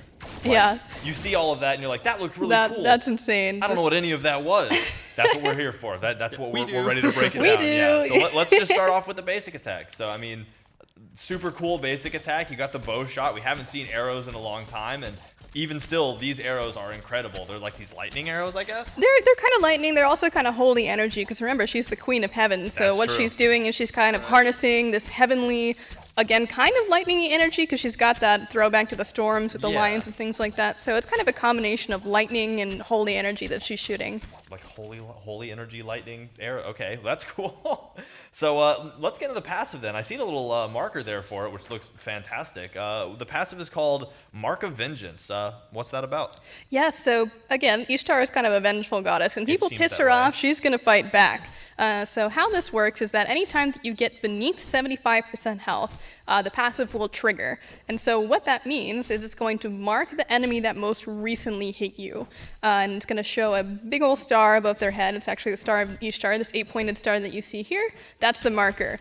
And so what happens is every single time that you auto-attack them, you get attack speed up to a stat cap. And then when you kill them, during that point, you also get movement speed. But again, it has to be while the passive's active, and you'll see there that the gem actually in your passive meter fills back up as it's returning back to cooldown. So it only happens when that center gem is full. And again, you'll see it's activated now because she's under 75%. Yeah. And then if she kills him, which we're throwing at everything there, now we've got the movement speed. Okay, that's super cool, and I love the visual cooldown reminder right there, because I saw not only when it was red, it showed you the face of who it was that you were getting vengeance on and how long you had for vengeance, but then showing you when the that's just incredible. I absolutely love that. So Yes, and again, just to emphasize, it is kill or assist on the marked target will give you the movement speed, but you have to hit with basic attacks to get the attack speed. got it. Well, that is super cool, and again, just what a great visual effect for that. I also love the like overhead thing. Yeah, I also saw like her horns glowing and stuff there. Yes, there's actually very special effects treatments going on across your kit, but you'll notice that you have the attack speed when your bow is glowing in the center, and then also when her horns glow is how you know that you have that passive attack speed going on. Super cool. All right, well, cool. And yeah, I guess we'll just. There it is. Okay, yeah, Nice. there it is. That one. Yeah, I see it now. Like all the. Oh man, that's awesome. So many things to dig into. Next up, we have ability 1 called Imbue Arrows. So there's a little more to this ability than meets the eye, I think. Yeah. Yeah. All right, so you'll notice that this is not a regular ability, one might say. It is kind of a soft stance switch. You're not really switching stances. You instead are switching your auto attack. So as you'll notice, when you press 1, your abilities 1, 2, and 3 are going to swap to different icons. And so there are actually 3 different basic attack types that you'll have besides just your main form of shooting. And I think let's start off with the variation at the first there, Strike Shot. So this is a lob shot like a lob. that basically creates this strike in an area of effect, which is great. And so each of these kind of have their own different use case. Strike Shot has bonus damage on it in this area. It can also be shot over walls. But the trade-off for it is that you deal less crit damage when you use this stance. So lob, bonus damage, less crit damage, but also over wall. That is super cool. All right, well, now I have to know what the next one is. So what's the next imbued arrow? Yes, the next one is called Spread Shot. And so Spread Shot is in a cone. And so basically this will shoot out 5 projectiles. The center one will still be doing 100% of your basic attack damage, and the other ones will be doing less. But yeah, the whole idea is that the closer that you are to someone, the more arrows that you're shooting at once, and the more damage you'll be doing. That is so cool. I love that too, because tank comes up to get in your face. You have a pretty solid high damage response, it looks like. Yes, so. and one important thing to note about this is that Spread Shot only procs item effects on the center arrow. So you're not getting 5 chin size, you're not getting 5 Xy's. That makes sense. Good to know. Good to know. You're only getting 1 from that center arrow. Got it. So you still have to, be accurate, but you're doing a bunch on the side too, even if you're not perfectly accurate. That's really cool. Exactly. So I believe there is one more imbued arrow. Yes, the last one is called Storm Shot, and so this one is a long-range snipe. And how this works and what the trade-offs are with this is that the shot will of course go farther. That's your advantage. You're doing less damage. Is the other kind of trade-off for this, but your projectile speed is actually increased by 20%. So these guys move faster, they go farther, but they deal less damage. So you use this with Griffin Wing and they're just they go so fast. They go so fast. That is so cool. So for one, that's one ability we just talked about. Yeah, that was one. Incredible. And I love all of the options it gives you, like there are some that are going to help you for poking around a fire giant or around a major objective. There are some that are going to help you for clearing lane.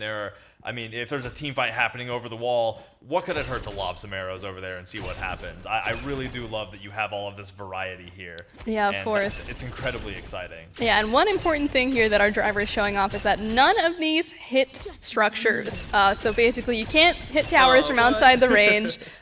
You also can't destroy things like Terra Pillar or Danjaburo Bottle or anything like that. And that's just consistent across all of our other stims that change your basic attack in some way. That's just how they work. So all of that functions exactly the same. And yeah, that's Imbue Arrows. Yeah, that is literally ability 1, Imbue Arrows. That is so cool. I love the variety, and I'm gonna love being able to play with that. So next up, second ability, Rolling Thunder. Yeah, so this one is, you'll see there's a bunch of circles there. So how this works is that Ishtar calls down 4 strikes of lightning that proceed in a line. But the cool thing about this is you can decide which way you want the lightning strikes to proceed, either going from Ishtar and out, or coming out towards Ishtar. And so each of these circles does damage, but the other exciting part about this ability is that if an enemy god is hit by more than one of these, they are mesmerized. So your whole goal with this is to try to use this kind of as your zoning ability to keep people kind of in this line, and of course to set up for your other abilities with that mez. Yeah. That is super cool, and I love the fact that you can have it come from behind as well. If you're getting chased really hard, throw it out from you. It gives the it shows the enemy what you're doing. They have to react to it, like you said, good zoning. But if you're trying to start an engage in lane or something, drop it in from behind them. Maybe they won't see it coming because that's behind them. They'll hear it, but you get the drop on them and you get to start your engage on the upper hand. I think that's really, really cool. Definitely, like in playtest when you're boxing on another hunter. I like playing a little more on the passive side, so as soon as I see them kind of like getting ready to approach me, I drop it behind them and it just stops all aggression immediately. It's like, I got you before you can get to me. Dangerously diffuse the situation. Exactly. I absolutely love that. Cool. So next up we have the third ability called Jolt. Yeah, so Jolt is Ishtar's movement ability, and so how this works is she basically dashes in a line. And does damage. Great. That's it. Okay. There is one other thing that this ability does that makes it incredibly exciting, and you'll notice that there's a circle that pops up when he's hovered over Odin.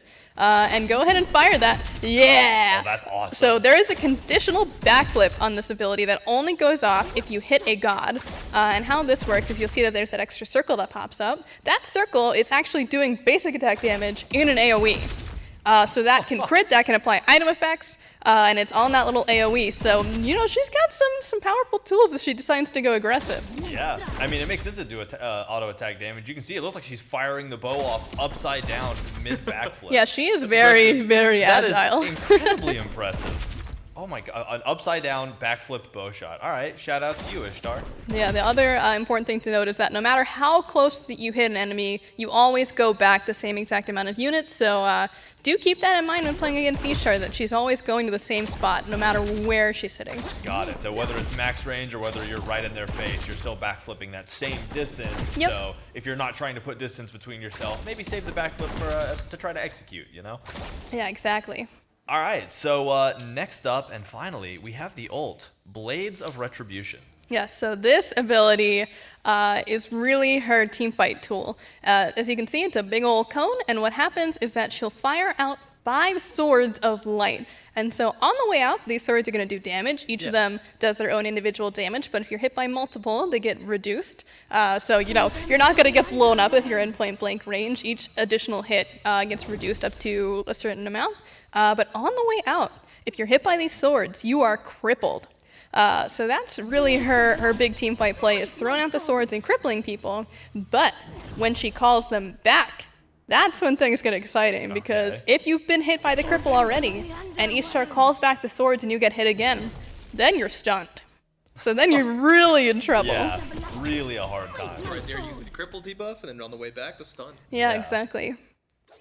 And correct me if I'm wrong, but it looks like you can kind of choose. Like, there's a timer of when they come back, but you can also choose when you want them to come back. Yes, so you do have the ability to refire it and kind of call them back whenever you want. And some really cool plays have been done with this ability in playtests, where people have moved in different positions when their arrows come out and called them back at certain different places and things of that nature. You can also shoot this over walls.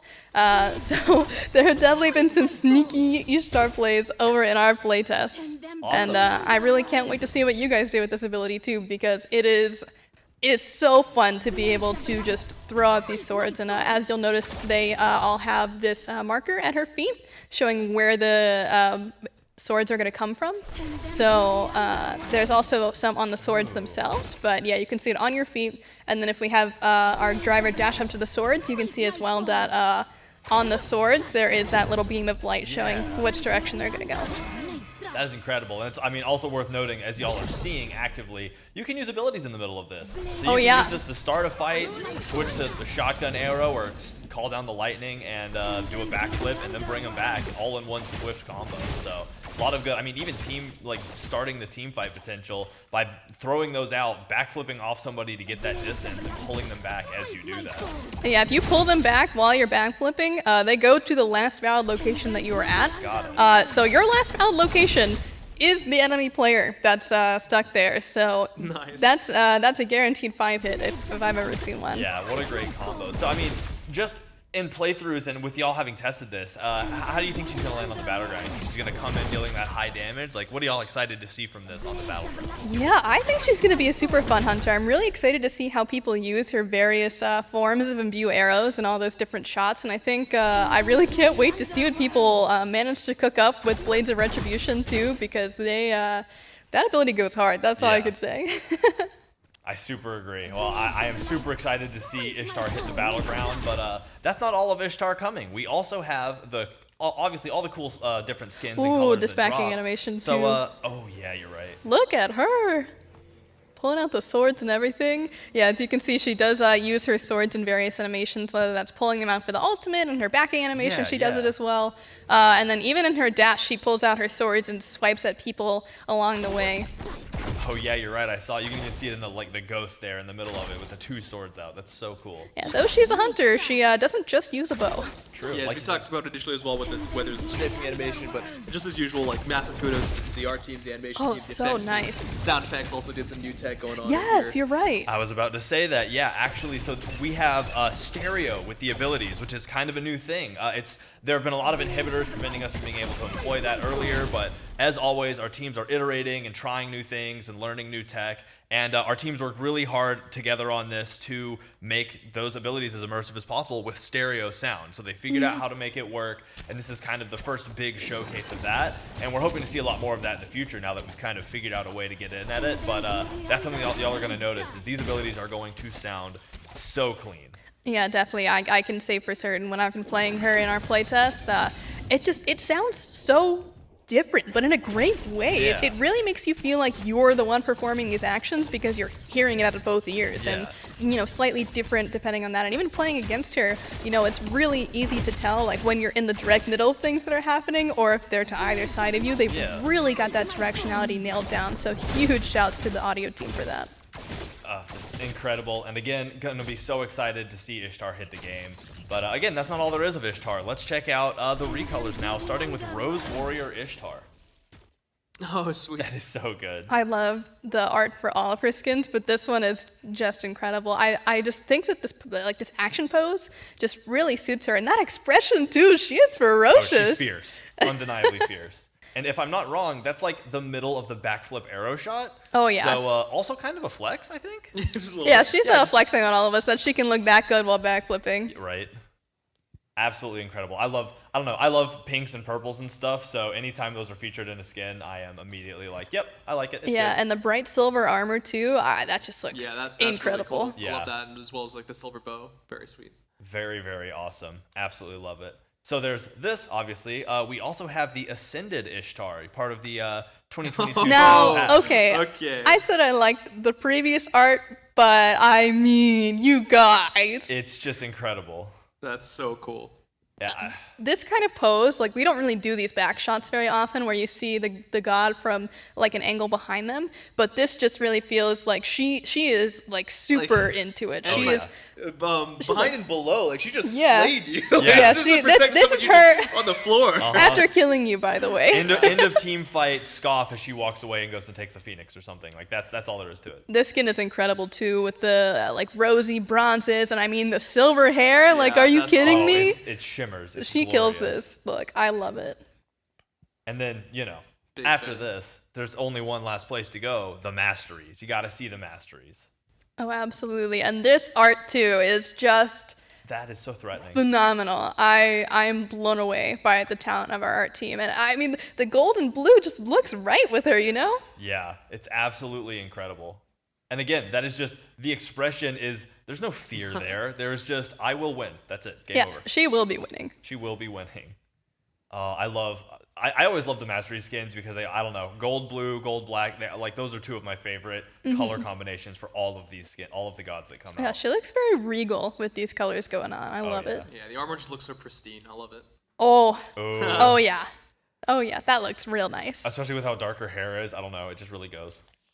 I love it. The gold pattern on her cloth shawl there, just like that contrast is perfect. So good. So good. Absolutely perfect. We're all waiting. We're all Oh yeah. There it is. There it is. Oh yeah. Even the arrow is Even the arrow is diamond. Diamond as well. Oh yeah. It's so sweet. This is a standout for sure.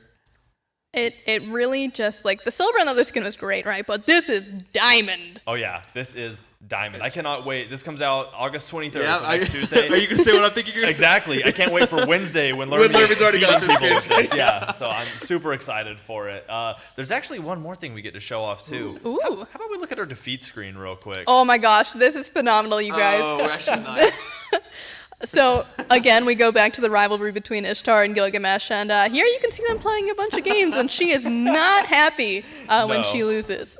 She does not take loss lightly. If she gets beaten, it's not like oh man, I lost. It's like I'm gonna rip you apart in the next one. Yeah, you could see her get angrier and angrier, and I just Gilgamesh's face in all of these too. He's like, what did I do wrong? Yeah, and there's one thing here on the cards. You'll notice those cards might look a little familiar. They're kind of the T5 Izanami skin, kind of a play with some of those cards. So on the suits, so absolutely great. Ishtar is incredible. Super excited to see this happen again, August 23rd, literally Tuesday, literally next Literally Tuesday. Tuesday. That is That's 6 days away, crazy, so- you guys. Oh man, that was so much. We went over so much. I mean, I have this entire phone book here that we just went through. It's incredible. I'm super excited that we were able to make it through all of that because there's so much good stuff coming. So again, keep an eye out for more SWC news coming soon because #WorldsWithFans is going down. Keep an eye out for the update coming on Tuesday, which is going to have all of the incredible content, including the Odyssey. Hit the buy all if you want literally 20 skins and every other cosmetic that comes out with that throughout the event. And tell us how the balance goes. There, again, so much. I'm going to go after this and inhale deeply for 45 minutes. So thank y'all so much for hanging out today, and I look forward to seeing y'all on the battleground for all of this new content next Tuesday. Thank you, everyone.